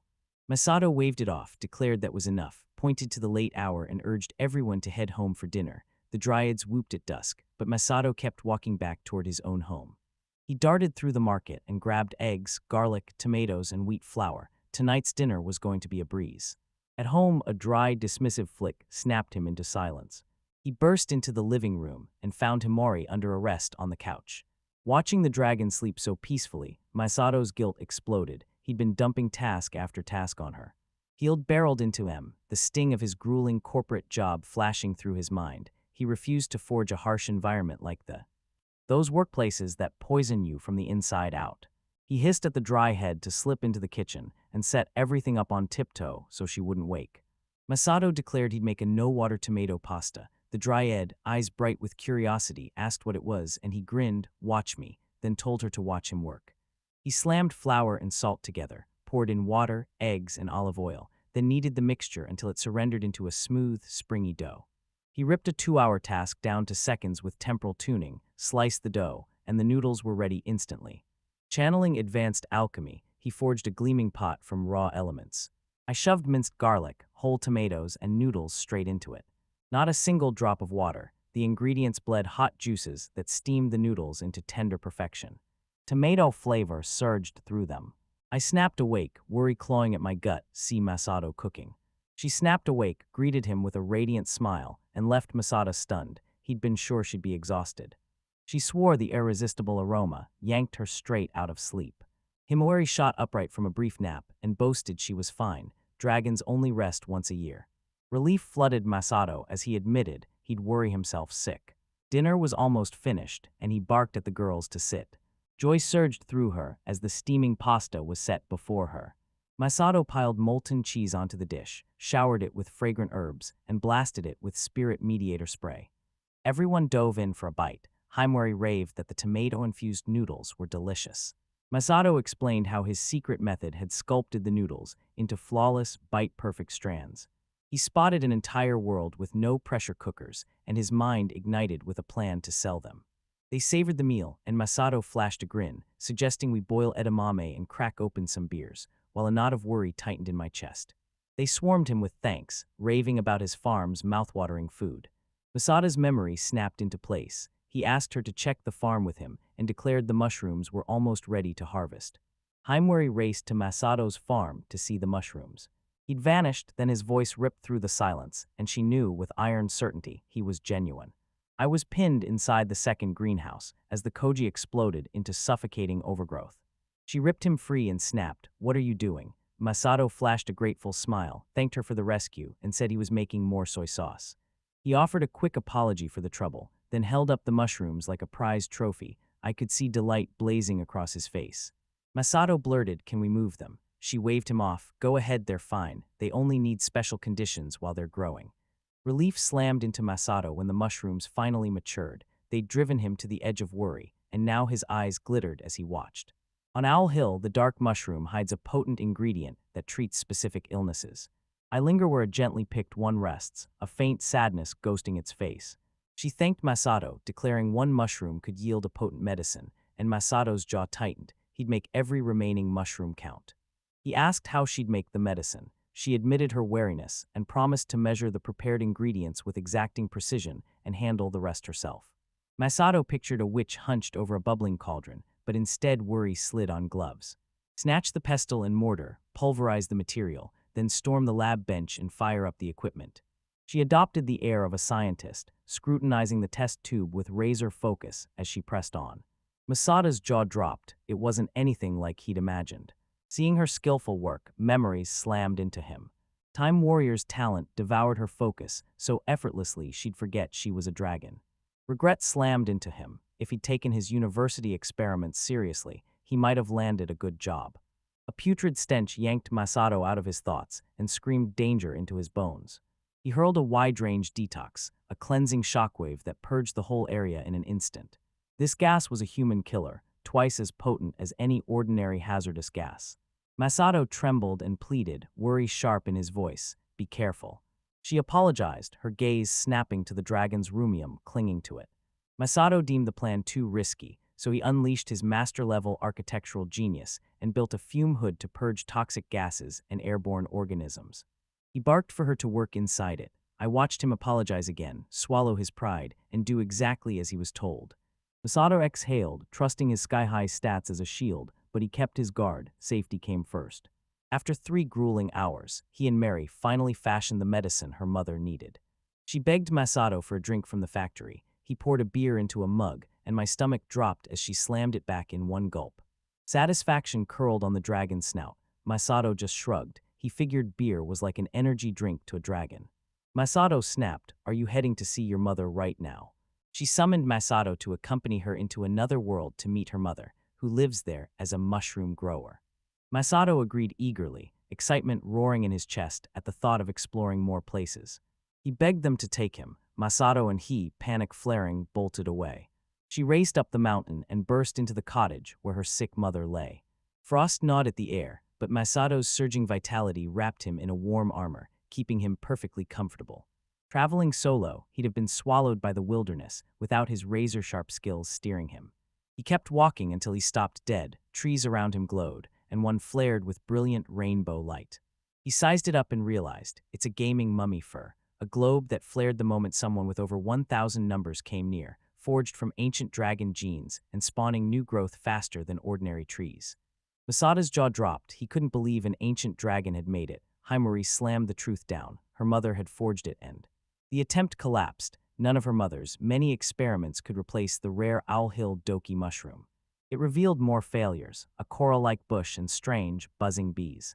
Masato realized Maori's mother wouldn't lie down for death. She kept furiously running experiment after experiment. They screamed worry at me, and then they reached a cave.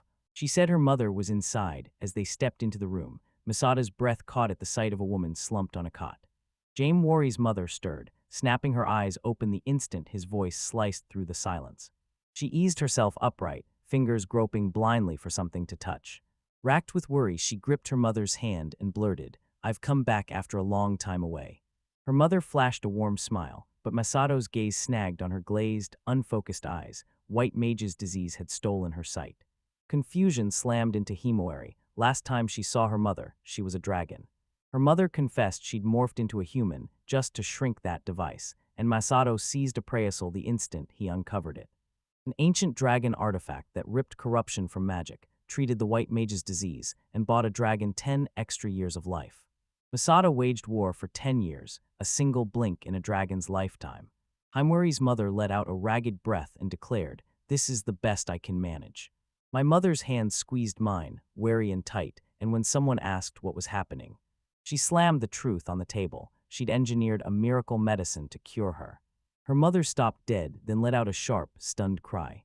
She tilted her head, voice soft as honey, and asked how Himawari pulled it off. Then, voice trembling, admitted, "I'm worried, I followed the theory." The room roared as they unmasked Masato, the man who cultivated the Al-Hill dark mushroom.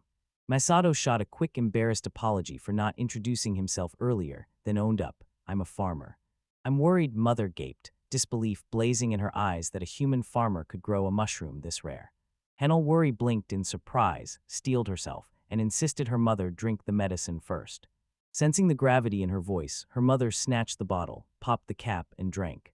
The instant the liquid slid down her throat, relief crashed through her, color flaring back into her eyes as she gasped, "I can see again."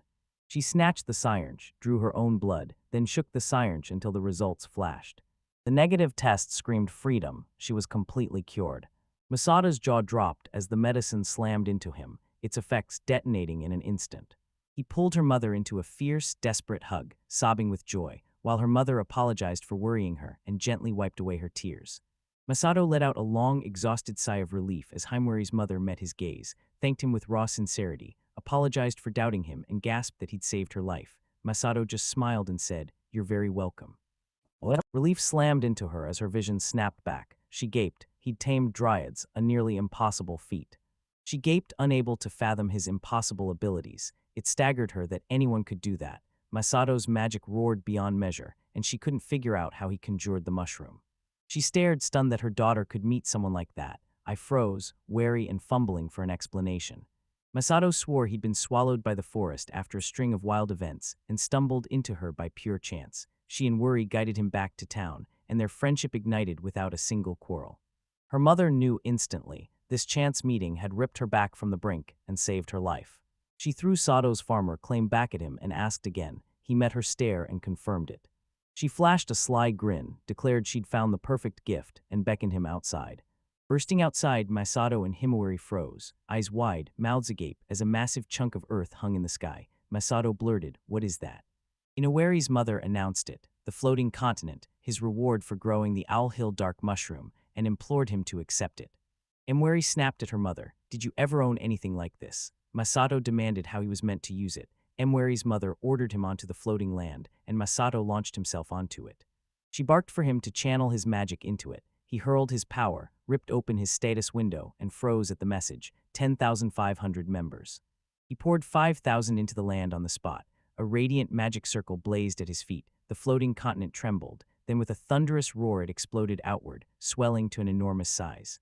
Masato couldn't make out its edges. Speechless and stunned, he stood gaping as a voice called, "You okay?" He nodded, confessed he'd pushed his magic too far, terrified he'd accidentally buried a mountain in a cave.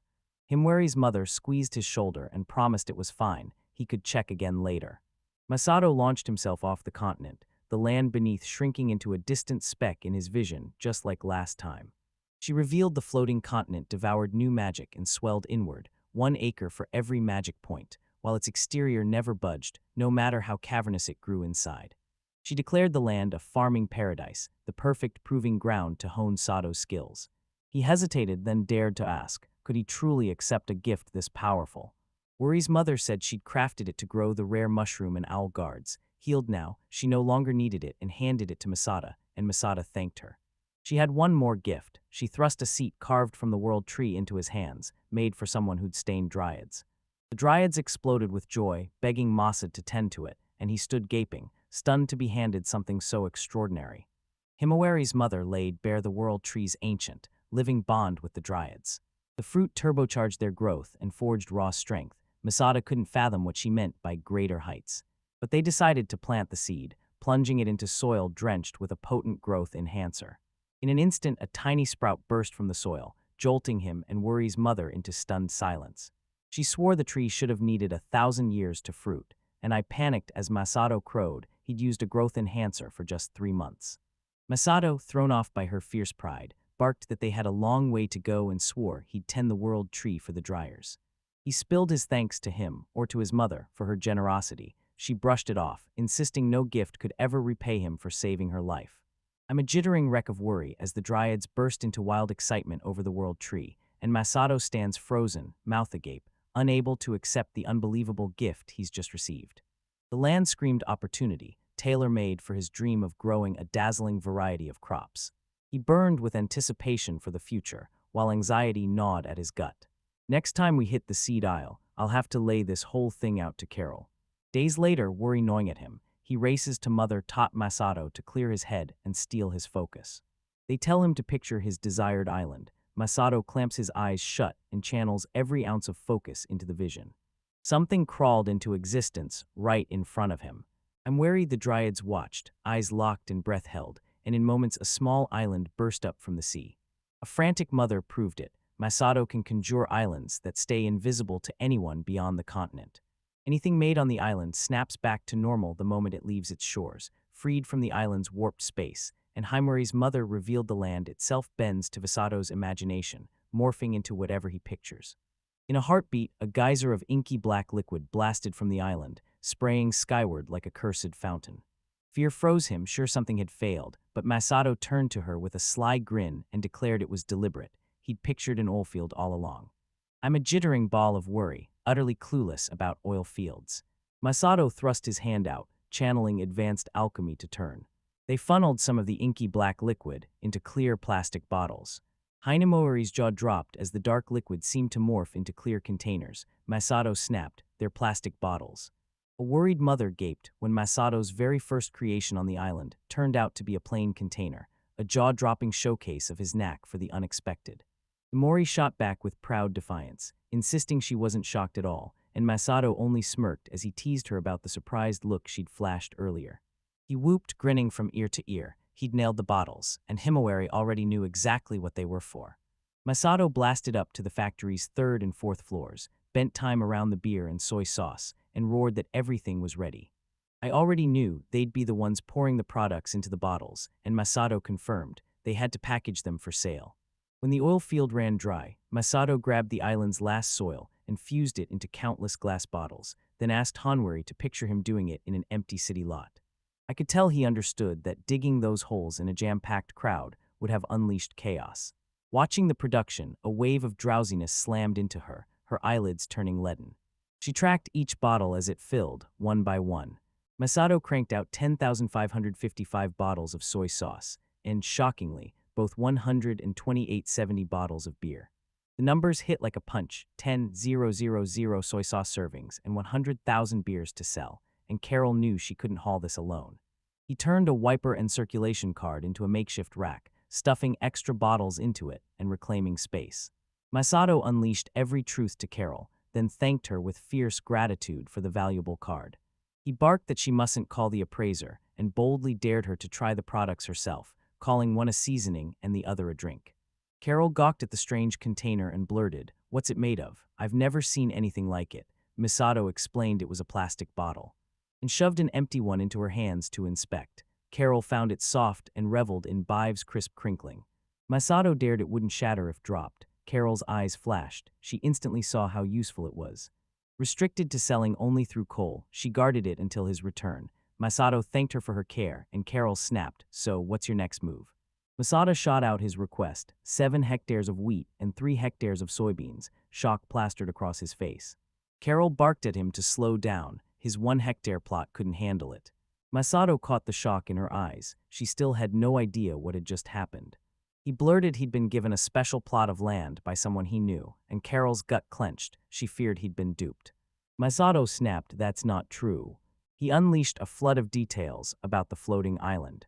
He crunched the numbers. 50 hectares were now his. Carol nodded, unfazed by Masato's impossible feats, and Masato leaned in and asked sharply if she was truly okay with that. Carol scanned the fields, figured he had even more land, and asked if he needed anything else. Masato replied with a list, 8 hectares each of carrots, potatoes, and onions. Burdock and taro, Carol's pen flew as she jotted the order into her log. Masato tore up the land lease and snatched his money back. And they could slash their spending on new seeds. Misato and Himawari touched down on the floating island, so vast it shrank them into ant-sized specks when seen from above. I crept back warily with the wood ash Masato had requested, while the dryads vowed to pray fiercely for rain to bless the land. As Himawari, Masato thundered his thanks for their help. She whirled through the air, flinging wood ash from her dimensional storage. At the same time, Masato launched seeds with his signature technique, and the dryads poured every prayer into summoning rain to nourish the fields. The fields lay ready, but a fresh crisis slammed into Masato. The land had ballooned into a vast expanse, and his stash of growth accelerators ran out long before he could cover it. To get more, he'd have to plunge deeper into the dungeon's black heart. Masato plunged into the dungeon, stacking spell after spell onto his sword, until it hummed with lethal magic. He shot a grateful nod to the dryads. The sword suddenly screamed on his intelligence stat, but the I'm wary warning never showed. She crouched in the dungeon's elevator, swallowed by shadow. They seethed about being stuck at depth 90, and Masato, confused, had planned to start much deeper at level 160. She choked out she couldn't handle that level in human form and frantically begged Masato to buff her or let her wait outside, anxiety crackling in her voice. Masato hunted the perfect buff, slammed timed into the enhancement, and her fear evaporated instantly. She fired the question about the skill and felt power surge through her. Masato declared it would supercharge every ability she had. It endures when he's gone, turns into a lifeline in crises, and that's where I forge my confidence. At level 160, I heard him brag they'd breezed right through it. But the boss revealed itself as a colossal octopus, tentacles thrashing. He scoffed, unfazed by the tentacle's menacing aura. He doubted she could stand against it in her current state. Masato clenched his sword and surged forward, cleaving the octopus cleanly in two as it vanished the instant it died. He thanked him for the boost, crowing that at last she could see his moves crystal clear, and Masato blinked, stunned to find she was more fired up to watch him than to fight. I know I already told you she'd been burning to see how Masato could take down enemies with a single, devastating strike. It hit him. The monsters out there dwarfed the ones he'd gunned down before. Their eyes locked on an object the octopus had dropped, and their breath hitched, a laptop-stamped supermagic computer. Masato froze at the sight of a MacBook. Stunned, it slipped from his hands and crashed down as memories of his life as a corporate slave slammed back in. He couldn't believe something from that world had turned up in his new life, and he muttered, shaking at the reminder of his second chance. Panic surged had the laptop's sight swamped him. Masato couldn't fully explain his reaction. He grudgingly admitted it had once been his fiercest enemy, yet he glimpsed its usefulness and pinned high hopes on it. Deep in the dungeon's belly, a winged figure burst from the shadows, eyes flickering like embers and a halo burning with an eerie glow. Masato came face to face with a humanoid nightmare named Lucifer of the 9 Divine Trials. Knowing no human should be on this floor, he pounced without hesitation, and just as he'd predicted, a single devastating strike sent the monster crashing down, utterly unable to resist. Himawari gaped. The fight was over in a heartbeat, and the creature spat out an item, the Imperial Elixir. A potion can grant a nation's leader immortality if they drink it, govern with compassion and they live forever, rule harshly and the instant they outlive their natural lifespan they perish. The elixir works under any government.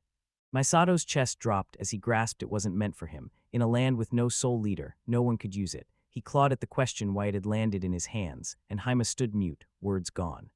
Masato's grin turned razor-sharp. He'd hawk the elixir at the guild later. Meanwhile, the dryads traded sly, knowing looks, as if they already knew something about it. The group plunged deeper into the dungeon, slipping past a chamber so silent it seemed to swallow every breath. Masato's gaze snapped to the nearby monsters, ghostly, see-through bears, assassin bears. They dove into the shadows as Masato's eyes locked on their ghostly silhouettes, and Himawari snapped that these things had no physical bodies. It tore into sight only when an attack struck, obliterating any hope of a one-shot kill.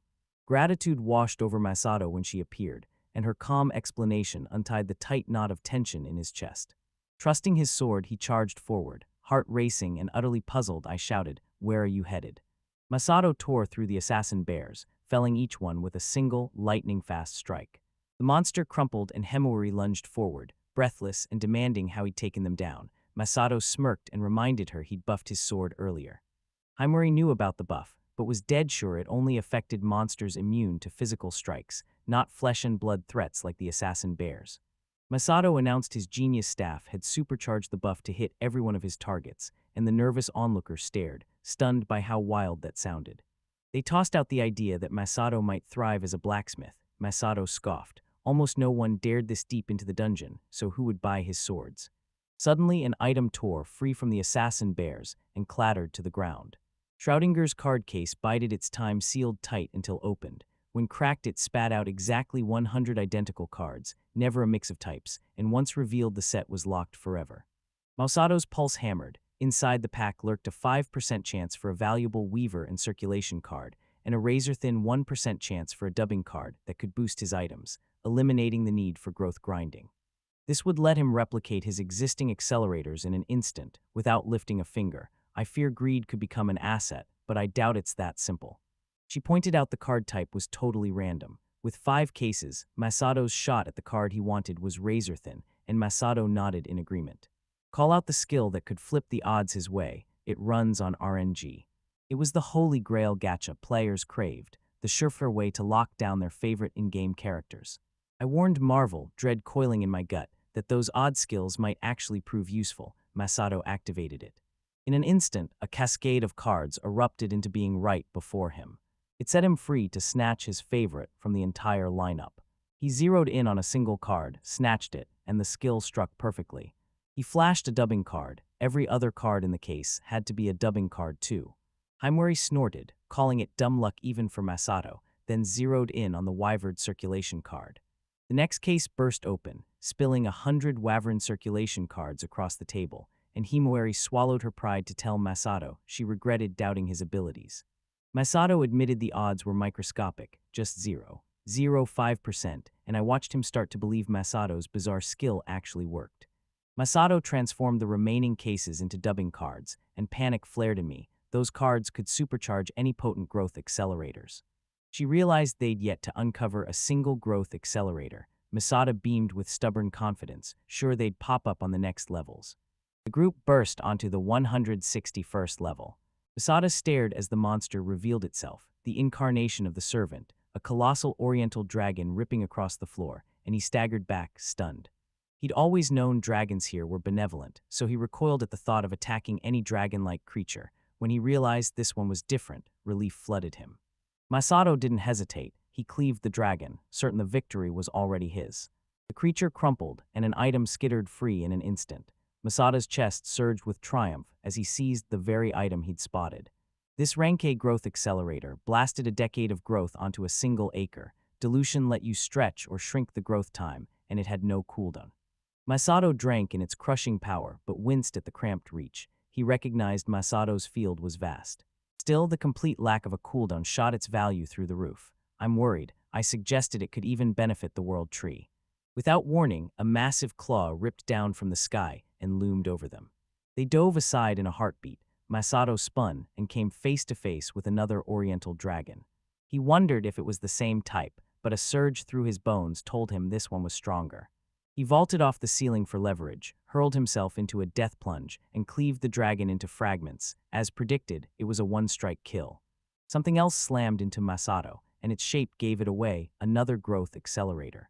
It ignited a year-long explosion of growth across 400 hectares, the Adolution's growth fully adjustable. The undiluted form demanded a savage 7-day cooldown. Masato whooped, his coverage now 8 times the floating islands. At this rate, a 1-year time jump would let him reap most of his crops in an instant. With both growth accelerators in hand, Masato turbocharged his fields and the world tree into life at lightning speed. He bolted for the surface. I, panic rising, asked if he was done grinding. Masato smirked and declared he'd already claimed the dubbing cards. Back on the surface, the stranger shot Masato a wary glance, muttered a terse farewell, and went home. Curious, Masato flipped his staff over and inspected it. True to form, we were off the charts, soaring even higher while he flew home. He pleaded with the Dryad to fine-tune his intelligence stat. On the floating island, one by one, the Dryad stepped forward, pouring their voices into the sprouting world tree. Masada's stomach dropped. He had no clue how massive the world tree might grow, and he'd only set aside a 5-meter radius, now panicking that it wouldn't be nearly enough. Masato slammed a single thought into his mother's mind. With the dryad's aid, she announced the world tree's diameter, roots included, would span 30 to 36 meters, and when Masato worried, she just stared, baffled. It wasn't anywhere near fully grown. Masato proclaimed he possessed a potent growth accelerator and would force the tree into full maturity so its fruits ripened that very day. His mother stood slack-jawed as Masato ripped up the farming rulebook and unleashed wildly unorthodox techniques. Masato barked the command, and the dryads ripped the sky open, blanketing the island with growth accelerator rain. Only a ring of clouds held back to shield the world tree, leaving its sapling untouched. Rain hammered down as Masato watched the plants rocket skyward. The onions swelled and were instantly ready to be pulled. He commanded the dryads to choke off the rain over that stretch and redirect the downpour into other areas. Masato joined forces with the dryads, pruning and coaxing every plant back to life. When they finished, Masato stepped forward, eyes blazing with gratitude, and thanked everyone for their tireless efforts. They reaped a staggering harvest in a single day, and Masato methodically scanned the totals. Piled sky-high, 52 tons of wheat, 8 tons of soybeans, 322 tons of carrots, 336 tons of potatoes, 456 tons of onions, 176 tons of burdock, and 704 tons of taro. Astonished by the abundance, he cried out for the dryads to pause before they drenched the wilted crops with restorative rain, insisting they spare the world tree. The dryads calmed him, promising there was nothing to fear. They revealed the world tree was one of a kind, and with Thrive it stood unbowed even under the pouring rain. To demonstrate, they unleashed a torrential downpour on it. Alarmed, Masato shouted for them to stop and snatched his magic computer from storage. He'd almost left it behind. He plunged into its built-in Wikipedia, scouring entries until a bolt of recognition slammed through him. He slammed in the terms world tree and restorative ring cloud. The results show that even a whisper of restorative rain would siphon nutrients from nearby lands, catapulting the world tree into fierce new growth and fortifying it. It hit like brutal muscle training. Masato's breath caught as the sapling pulsed with fresh life, looking healthier than usual. Moments later, the dryads returned, voices ringing as they declared the task complete. Misato's pulse quickened as she debated unleashing a growth accelerator on the tree. He granted one dryad a hard-earned rest when fatigue crashed over them, honoring every ounce of their labor. The dryads snapped they were fine and pressed Masato to trust them with the task. Masato burst into the circle, and together they unleashed a jubilant downpour over the world tree sapling. In an instant, the sapling snapped its shoots skyward, searching the sky. Its branches and leaves burst outward, nearly swallowing the entire island. Masato feared its shadow would swallow the smaller plants, sunlight. He watched the undersides of the world tree's leaves flare red, and instantly knew that this glow was exactly what the green leaves needed to soak up. The tree thrummed in perfect harmony with the surrounding plants. Suddenly, a blinding spear of light ripped from the world tree, and the dryads snapped to attention, eyes locking on the flare. They erupted into a wild victory dance, claiming their hard-won success. The world tree sagged, heavy with ripe fruit, and Masato's mind raced as he imagined how those fruits could reshape his life in this new world. The dryads twirled through the world tree's branches, plucking sun-warm fruit with peals of laughter and nudging one another, one each, no more. Masato's memory sparked with whispers that the world tree's fruit could bridge to the spirit realm, but doubt gnawed at him. A stranger closed the distance and thrust a fruit into his hand. He roared that it was all thanks to his help, nurturing the world tree. Masato grasped the fruit with a grateful smile, then everyone sank down together and dug in. Masato declared the fruit velvety and mouth-wateringly delicious, just like an avocado, and then dipped a piece into soy sauce. The flawless taste hit him like a revelation and sent tears streaming down his face. He whipped around and saw a pulsing globe behind him. The dryads blazed radiant, as if mid-transformation. 12 have been transformed into cells. He unleashed game-changing powers to grow jaw-dropping, top-tier crops. They became architects of bold new plant varieties. 14 others transformed another way, honing uncanny talents for raising and breeding animals. In a single Masato reality twisted so fast he couldn't grasp it all, and then Masato's mind slammed into the truth. The fruit can catapult one to their pinnacle.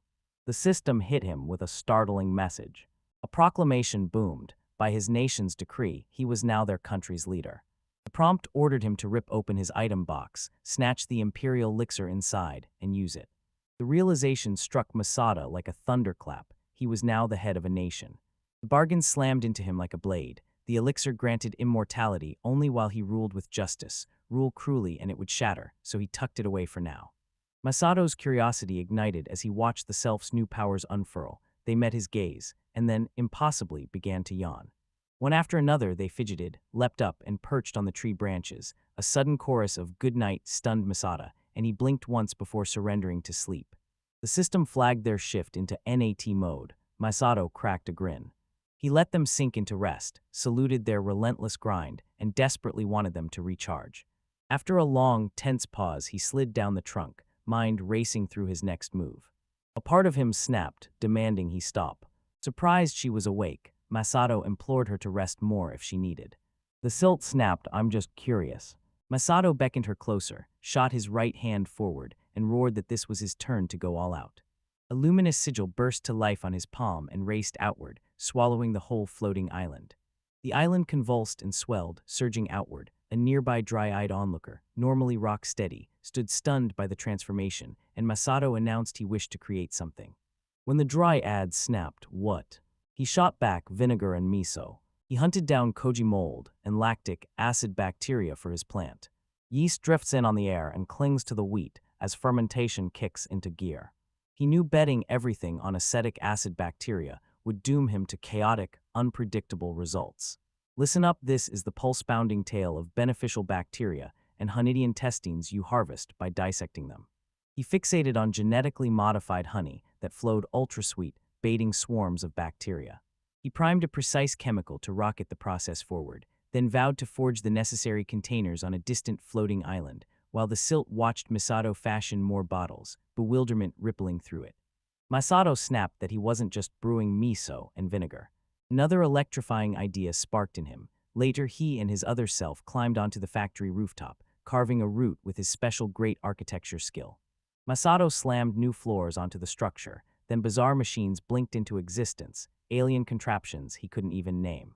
Her heart leapt. She was convinced he had conjured miso and vinegar with them. Masato warned her to pick her steps. This sprawling void would devour hours as she tried to find her way. The fifth floor was a full-on lair dedicated to misproduction. Masato wondered if the people of this world would gobble miso by the cartload. For now, he decided to whip up a tiny batch just for himself. He slammed 2 kilograms of salt into the mix, dumped 5 kilograms of soybeans, heaved in 5 kilograms of wheat, and topped it with the exact amount of cagium old. He plunged the soybeans into water to soak, then boiled them relentlessly for an hour and a half. Then he slammed the other components into the mix and stirred them into one roaring whole. That night at Masato's home, Himawari shot awake from a nap and gaped as Masato stirred a simmering pot at the stove. He urged her to brace herself for the feast. Finally, he forged the very thing his soul had been starving for. I bristled, sure he'd hatched another wildly inventive scheme.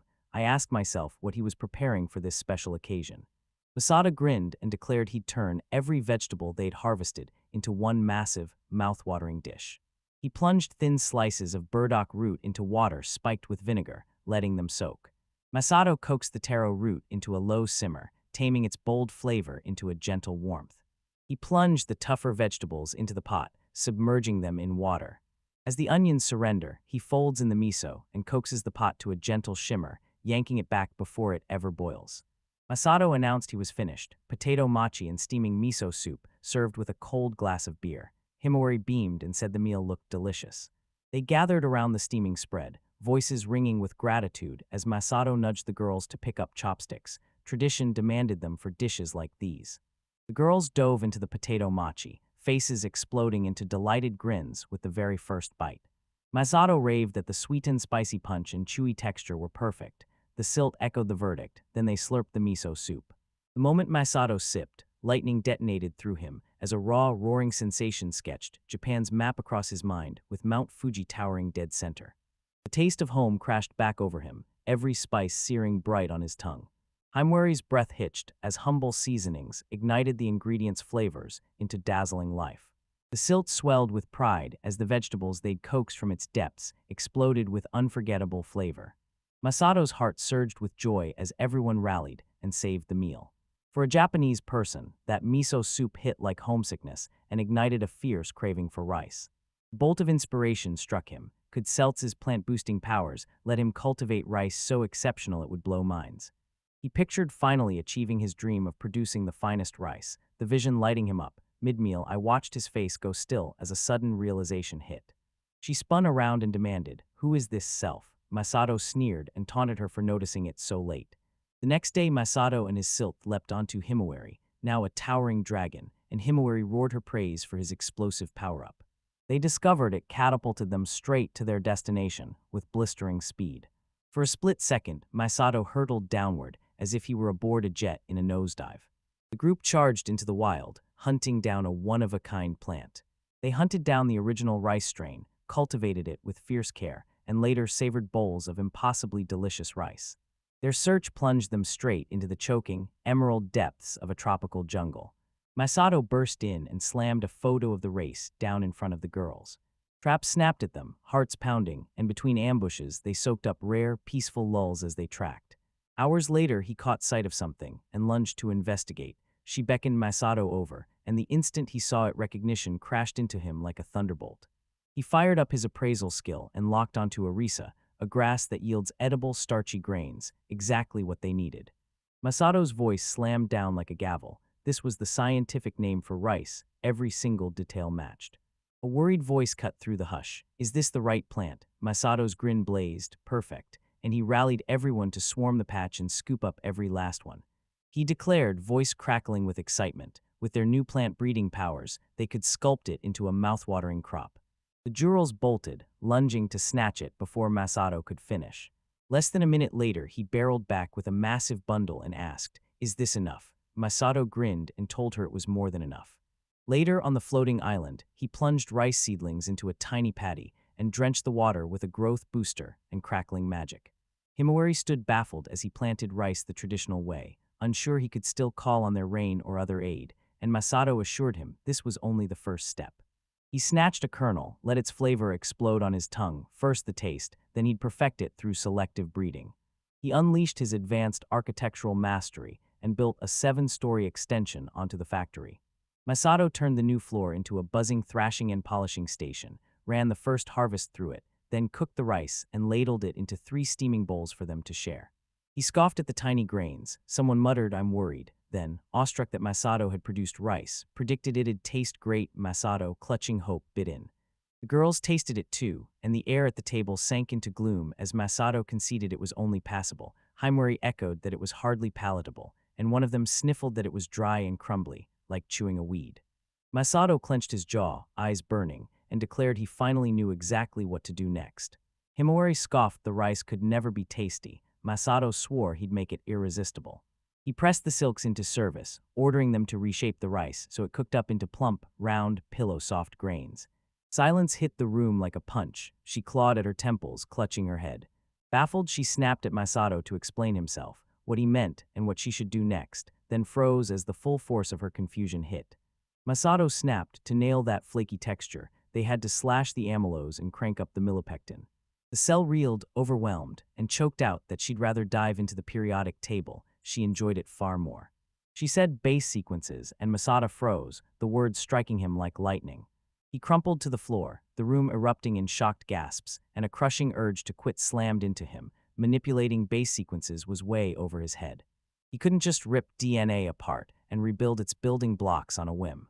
The dream of steaming, mouth-watering rice evaporated into a cruel, distant mirage. I saw it at once, concern flaring, and asked if he was all right. Masato admitted he hadn't felt distressed since his corporate days. He burned through hours, eyes glued to the computer's cold glow. Memories slammed into him, snapping his thoughts straight to his old work laptop. A bolt of inspiration slammed into him. He snatched up the supercomputer, throwing his last hope into its circuits to smash the crisis. The moment he activated it, an app with a DNA symbol flashed open, and the genome editor sprang to life, barking at him to hold the living thing up to the camera, scan it, then hit enter. Masato hoisted a blade of grass, and the screen exploded to life, revealing its base sequence.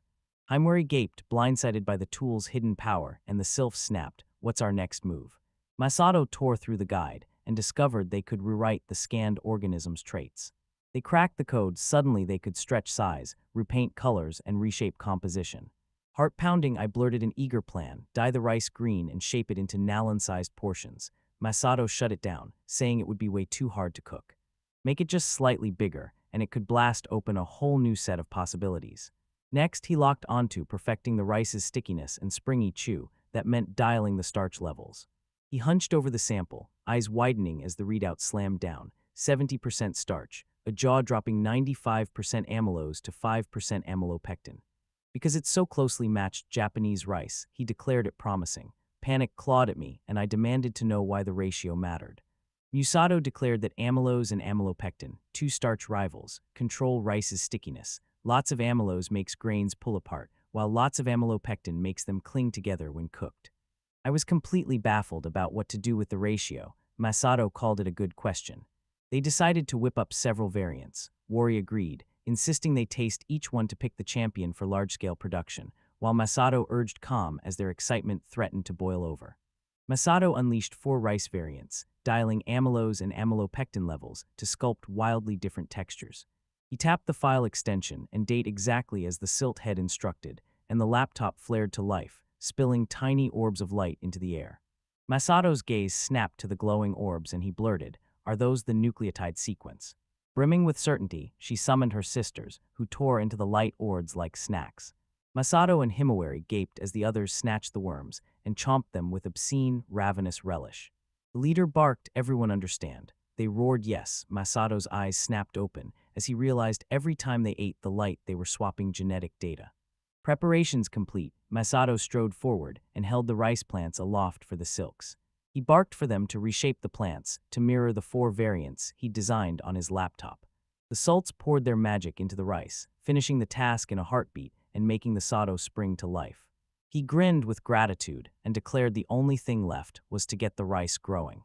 Before he planted a single seed, Masada unleashed magic across the floating island, and in moments whole stretches of earth flooded over, snapping into shining, water-filled rice paddies. I froze, baffled at first, then Masato sliced through the mystery. These were fields carved out just for growing rice. With a crackle of magic, he reshaped the land, turning stubborn dirt into rich, ready soil. Masato and the girls sank the rice seedlings into the steaming new paddies. He summoned the silps, forcing them to unleash their familiar clouds. The silt summoned clouds that rained a living magic, jolting growth into overdrive, until the rice exploded into full maturity in an instant, ready for harvest. Masato's jaw dropped. They looked exactly like the Japanese rice he remembered. Himawari pointed out the grains were bigger and unmistakably different from before. Her hands flew as she built the rice bowl, pulse racing to taste the new flavor. Masato warned it was too soon, but a grin split his face. He was every bit as excited. He hurtled to the factory to process the rice, heart racing and clinging to one desperate hope: good results. Later, he unleashed a kitchen assault and cooked all 4 rice types. Masato flashed a satisfied grin. The rice hit the mark. The girls surged forward, buzzing to try it and shouting, "Who gets the first taste?" Masato snatched up the first variant and tasted it. The instant it hit his tongue, a tidal wave of emotion crashed through him. At last, the flavor he'd hunted with every scrap of his soul since his reincarnation. Himawari devoured the Chuni's rice, and the quiet cook chewing beside her froze in disbelief. They had actually made something this delicious. Masato bit into the rice and knew instantly it was legs better than before. It clung a touch too stubbornly. He insisted on testing a variant with extra amylose. I know he swore this one was already bursting with flavor. The self hungered to taste the other variants. They dove headfirst into the remaining varieties, tasting each one. The self thundered that every last one was delicious. I know Worry pressed Masada, asking which he preferred. He hesitated for a heartbeat, then locked his decision on the variant Amylose 17. They raved its flavor was brand-worthy, able to stand toe-to-toe with the legendary Kashi Hikari rice.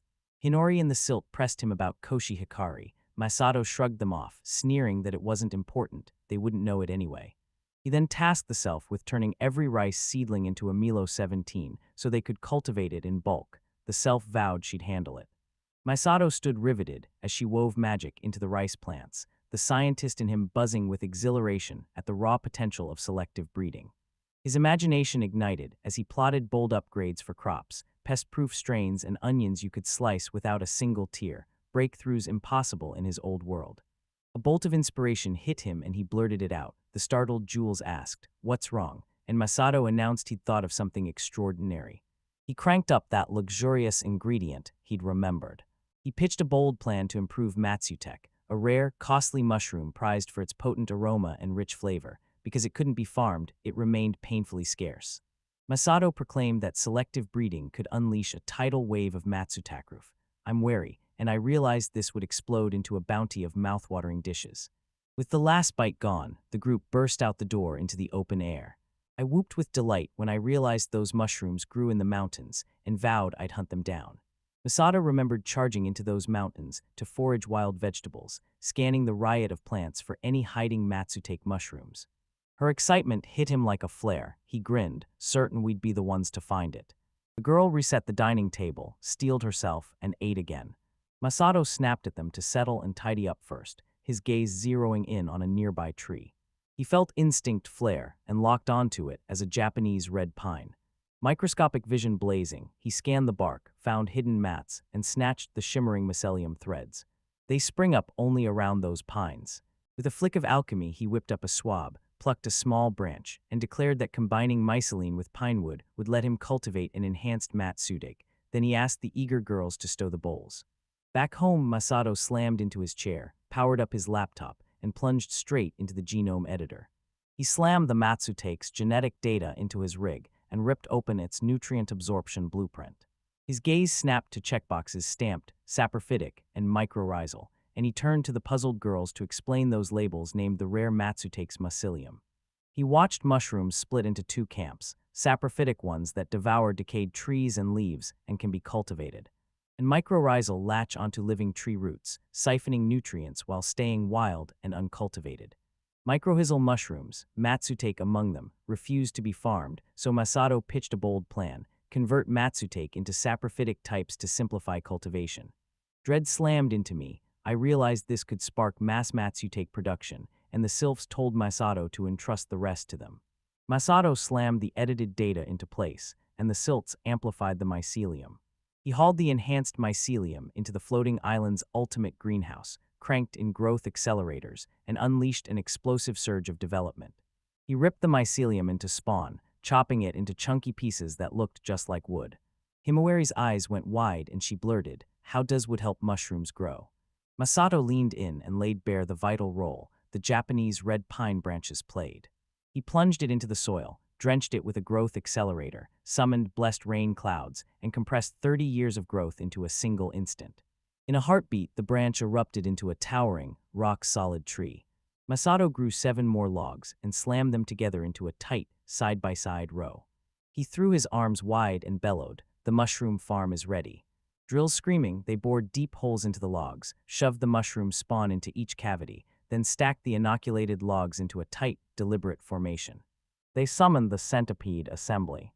At last they unleashed rain laced with growth accelerators. Mushrooms erupted instantly as the mycelium flipped into caps popping out of the logs one by one, and I stood gaping as the sulfur joist vanished beneath a tide of fungus. Masato barked for them to start harvesting on the spot, and after they'd finished collecting, he called on the self to summon rain again. 2 harvest cycles thundered past. They amassed a monstrous stash of maths to ferry mushrooms for Hemwari, turning it into an all-you-can-eat frenzy with 276 mushrooms counted. Masato declared there was more than enough for everyone. Gratitude exploded from him as he thanked the girls for their help. Masato flashed a grin and ordered the thrilled Silt to brace for the feast. He tossed aside gadgets, chose plain charcoal grilling, and with a flash of his super alchemy skill, conjured a grill from scratch. He conjured pure carbon wood and beer. Masato seized the carbon-wittiest charcoal and, with a single surge of power, ripped the alcohol clean out of the beer. He unleashed a blistering burst of fire magic, and the grill erupted into roaring flames. "You unfurl the mats you're taking." He unleashed purification magic, scouring the grime and shearing away the stubborn stem base. He slashed the mushroom cap, split it cleanly in 2, etched shallow scores across the top, then dusted it with a pinch of salt. Mid-sizzle at the grill, he suddenly slammed up a shimmering barrier. I know exactly where he froze, startled, and asked, "Why?" A 5-layered barrier shimmered above the mushrooms as they cooked. Himawari sneered that only Masato would cook with such magic. Unsure she was right, Masato stood transfixed as the mushrooms oozed juices. Minutes later, they were ready, gleaming and mouthwatering. Even I could see it, and I knew he'd asked to eat. Masato held them back and unveiled a secret ritual to savor them. He ripped the mushroom along the earlier cut to show how, then chomped into it. Steam hit him and blew his mind. He bit down and his eyes shot open. The texture and flavor nearly wrung tears of joy from him. A cold wariness prickled through me at his glacial eating, and she asked if it could possibly be that delicious. She sank her teeth in and cried out at the sheer deliciousness, then scrambled for words to pin down the flavor. Masato grinned and shouted, 10 more mushrooms on the grill, and beers for dinner. Everyone whooped, their joyful voices echoing into the night. By the next sunrise, Masato shot back to the floating island and plunged straight into tending the rice paddies once more. Drowsy and home-weary, he growled about the pre-dawn rice work. His restless self spat gibberish, then Masato thanked them for joining us. He declared his mission to grow a Milost 17 rice to perfection. To secure enough seeds, he had to hunt down more seed potatoes. His eyes lit up. A bumper rice harvest meant they could feast on endless rice dishes. The girls snapped to attention, shedding their sluggishness. Silt sprang forward, eagerly vowing to give her very best. Surprised by their vigor, Masato oversaw a bountiful harvest. At the factory, he shoved rice into the thresher. It spat out a tally, 6,000 and 3 grains, enough for roughly 1,500 plants, and Masato grimaced, saying they still needed more rice seeds. He tasked the girls using the area as a base with planting extra seedlings to swell their harvest. On the floating island, he slammed out antiphysical barrier magic, hammering the air into a colossal box that loomed over the fields. He staked it out as the rice seed bed, then unleashed water magic to flood it with water chilled to 10 degrees C and laced with powder. After 10 days, he cranked the water up to 30 degrees and waited 12 tense hours for seed germination to kick off. Panic tight in my throat, I asked if we'd plant in the usual spot, and Masato snapped, "Not this time, it's going to be different." He cast an enchantment over another field, brandishing specially treated rice soil as he explained how the crop would take root. They scattered the seeds, and when blessed rain spiked with a whisper of growth accelerator hammered the paddies, the rice shot up to 15 centimeters. Masato barked at the sulfs, ripped the seedlings from the earth, bind them into bundles of 4, and plunged them straight into the paddies. Masato and him moved as one, their skills snapping into flawless sync. After planting, they self-summoned blessed rain that fused with a growth accelerator, and the rice swelled into golden heads and was swept in for harvest. They ran the cycle 2 more times, shoved the crop into the factory thresher, and Masato's fingers flew as he tallied over 960 million grains. Enough to sow 1,600 hectares, he proclaimed the seed was more than enough, and the coming harvest would yield food. He slammed the horn like a battle cry. The girls erupted into a wild cheer. Masato blurted, "Are you fatigued?" and they swore they could push on. He grinned at their iron stamina, then snapped a warning, "Don't overexert yourselves or you'll collapse." The next day he barreled back in and bellowed that this was the final day to plant the rice. He ripped a massive magic circle into existence, its runes igniting into a blinding storm. In an instant, most fields snapped into glistening paddies. They rallied everyone into a desperate, all-out planting, and minutes later the rice stood ripe and ready for harvest. Sweeping the fields with a razor gaze, Masato roared praise for their tireless, back-breaking work. But he stared as the colossal harvesting task loomed before him. A bolt of inspiration slammed into this dress. He slipped away in silence, then fired off a frantic call after him. Masato zeroed in and didn't utter a word. He shot his hand up to trigger his special great architecture skill, and a colossal building sprang into being in an instant. Inside, the girl froze, hooked by its unique design, and demanded to know his purpose. Masato ripped off the disguise and revealed the place was a vehicle manufacturing factory he'd forged with his space-time tuning skill. He left him stunned and on edge as the machines snapped together at lightning speed. In minutes, the combined harvester snapped into place, fully assembled. I pressed him, and Masato revealed it was an iQuip machine built to collect rice autonomously. The harvester rumbled across the field on its own. The girls gaped, eyes wide with baffled disbelief. The next morning, Masato slept like a log until Himawari shook him awake. He bolted upright and demanded, "What's happening?" Imara's mother suddenly announced she wanted to visit. Masato was fine with it, but curiosity ignited. Why this sudden interest? Himawari made it clear. Her mother craved his cooking, clutching the memory of that one special meal and desperate to savor it again. The warrior burned to tell her mother immediately, but Masato barked for her to hold off. Then he tapped the sills and reached the warrior's mother. He scrambled to send her a surprise the moment she said she'd visit, and he and Wari's mother stood there, baffled at first. Masato slammed his will into the silps and funneled a blazing surge of enhancement magic straight into her. She gasped as a sudden surge of strength ripped through her. Masato explained it originated in the last 4 hours and 30 minutes. A flush of gratitude lit her face at his thoughtfulness. Masato waved it off. No trouble, and Himwari's mother immediately announced she'd be over right away. Right after the call, Sato barked that it was time to prepare, and I, heart racing, blurted, "What are you going to cook?" Misada shot back, "We can make plenty, our pantry's overflowing with ingredients." The moment her mother stepped through the door, a mouth-watering wave of food yanked her toward the kitchen. Misada grinned, perfect timing. A steaming plate of matsutake rice and miso-mayo stir-fry slid onto the table. Hana Wari froze, wide-eyed at the unfamiliar dish. They pressed around the table, voices lifting into one powerful, grateful chorus. Masato scooped a taste, and his grin erupted. The mise mayo blasted the creation's clean, pure sweetness into a dazzling rush. Wary at first, she took a cautious taste and instantly got hooked, and her mother agreed. Masada beamed when they raved about his cooking, then thrust a steaming bowl of matsutake rice toward them, insisting they try it. He declared it flawless, and Himewari gushed that the mushroom's aroma and soy sauce had seeped into every grain of rice. Her mother's jaw dropped. She was every bit as impressed. Masato hunted down the finest ingredients and obsessed over every flavor until each bite sang. Her mother, seeing his tireless effort, met him with a knowing, grateful smile. They kept tearing into their food, while Jame Worry crowed about Masato's talents. Right after the meal, worry churned in my gut. She admitted it was her first time trying dishes like these, and every bite was delicious. Her mother's eyes misted. Back in the human world, the best cooks were crowned royal chefs. She urged Masato to go after it, but he shook his head and bowed out with a polite smile. He braced for his mom's bewildered stare the moment she discovered the hidden chef he'd been hiding.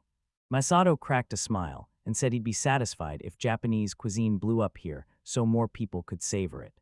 He knew one thing: to send his food far and wide, he had to become a true chef. He clung to the hope that someone would step up and help him pull it off. Meanwhile, at a nearby market, vendors' eyes snapped to a girl weaving between the stalls. She clung to that one stubborn remark, her chef dream, and he pitied her. If that cruel setback hadn't derailed her, she'd be a pro right now. She lost her left arm and watched every dream she'd built shatter in an instant. The day after dining with Himewari's mother, Masato pushed through the guild doors to hawk his harvest. The old appraiser waited in the guild's warehouse, and Carol had caught wind that Masato had hauled in fresh crops and exotic seasonings. Masato's eyes gleamed as he confirmed he'd trapped them inside magic cards. Crops erupted from the soil one by one, each stalk springing to life. First up, carrots, jam-packed with ultra-beta-carotene, blitz away wrinkles and smooth your skin. Those special onions turbocharged the immune system, tore bacteria and viruses to pieces, and stripped poisons and curses of their power. Tranquility unravels into yams, exploding into spelled anger, anxiety, and stress. Holy burdock turbocharged digestion and ignited fat burning, melting pounds away. Masato slammed a taro down, temporarily boosting every stat by 10 and igniting their physical and magical strength. Finally, his rice wine annihilated purines, letting him fart in peace. Gout didn't stand a chance. Masato slammed a bottle of vinegar onto the table and unleashed a tonic that turbocharged HP and MP recovery 100-fold. The old man staggered back, jaw dropping as he took in crops and seasonings so flawless they felt impossible. He scoffed that taro could jack up stats. Masato waved it away, shrinking the boost to a pitiful blip. Carol's eyes snapped to the yam, a miracle that erased negative emotions, and she knew Masato Muse, the psychiatrist from his old world, would be floored. He exploded, demanding to know why the appraisal skill slapped the yans and carrots with such absurd names. Masato's grin widened as he pulled out more and thrust a steaming dish he'd cooked toward them. "Try this," he dared. Carol stared, baffled he'd bothered to cook for himself. Masato said raw ingredients would bury their quality. Cooking makes it shine. He shoved the steaming dish at them, daring them to taste it and judge whether it could sell. He slid a steaming plate of matsutake fried rice across the table, its heady aroma flooding the room, then revealed a bold amisabis dish. The old man tasted the miso dish. Tears sprang to his eyes. Its flavor stunned him, and he discovered it fought cancer. Carol gushed that the rice was gloriously chewy and packed with mushroom flavor. Their delight lit a fire in Masada. He swore he'd produce even more. Carol pressed her palms together and thanked him for the meal, the old man's jaw dropping as he marveled at Masato's crop enhancements. One guy kept crowing the ultimate farmer at him over and over. Masato, cheeks blazing, begged him to stop. The old man kept pressing, jaw agape. Masato had coaxed over 100 rare matsutake mushrooms from a single log, shattering nature's limits. Masato spread a mountain of produce across the stall, and Carol's worry cut through the air as she demanded, "Are you really going to sell all of this?" The old man barked at Carol, demanding she funnel every sale through coal. Carol swore she'd hand over every last thing the moment she walked back through the door. A memory hit Masato. He slammed 70-plus movement use cards into Carol's hands, relief sparking through him at first. Cards cascaded from Carol's hands. She scrambled to grab them as the old man barked that those items shouldn't be handled lightly. Nervous Carol snapped she'd alert the staff instantly. Masato felt the urgency slam into him, but couldn't buy they'd move that quickly. The old man revealed Cole's magical tracker that pins down lost items, and Masato snapped, "Do you know where Cole is now?" Masato saw the guild desperate to offload surplus, thrust the cards into their hands, and sparked a lightning-fast sell-off. Carol's excitement explodes as he fires off the sales update.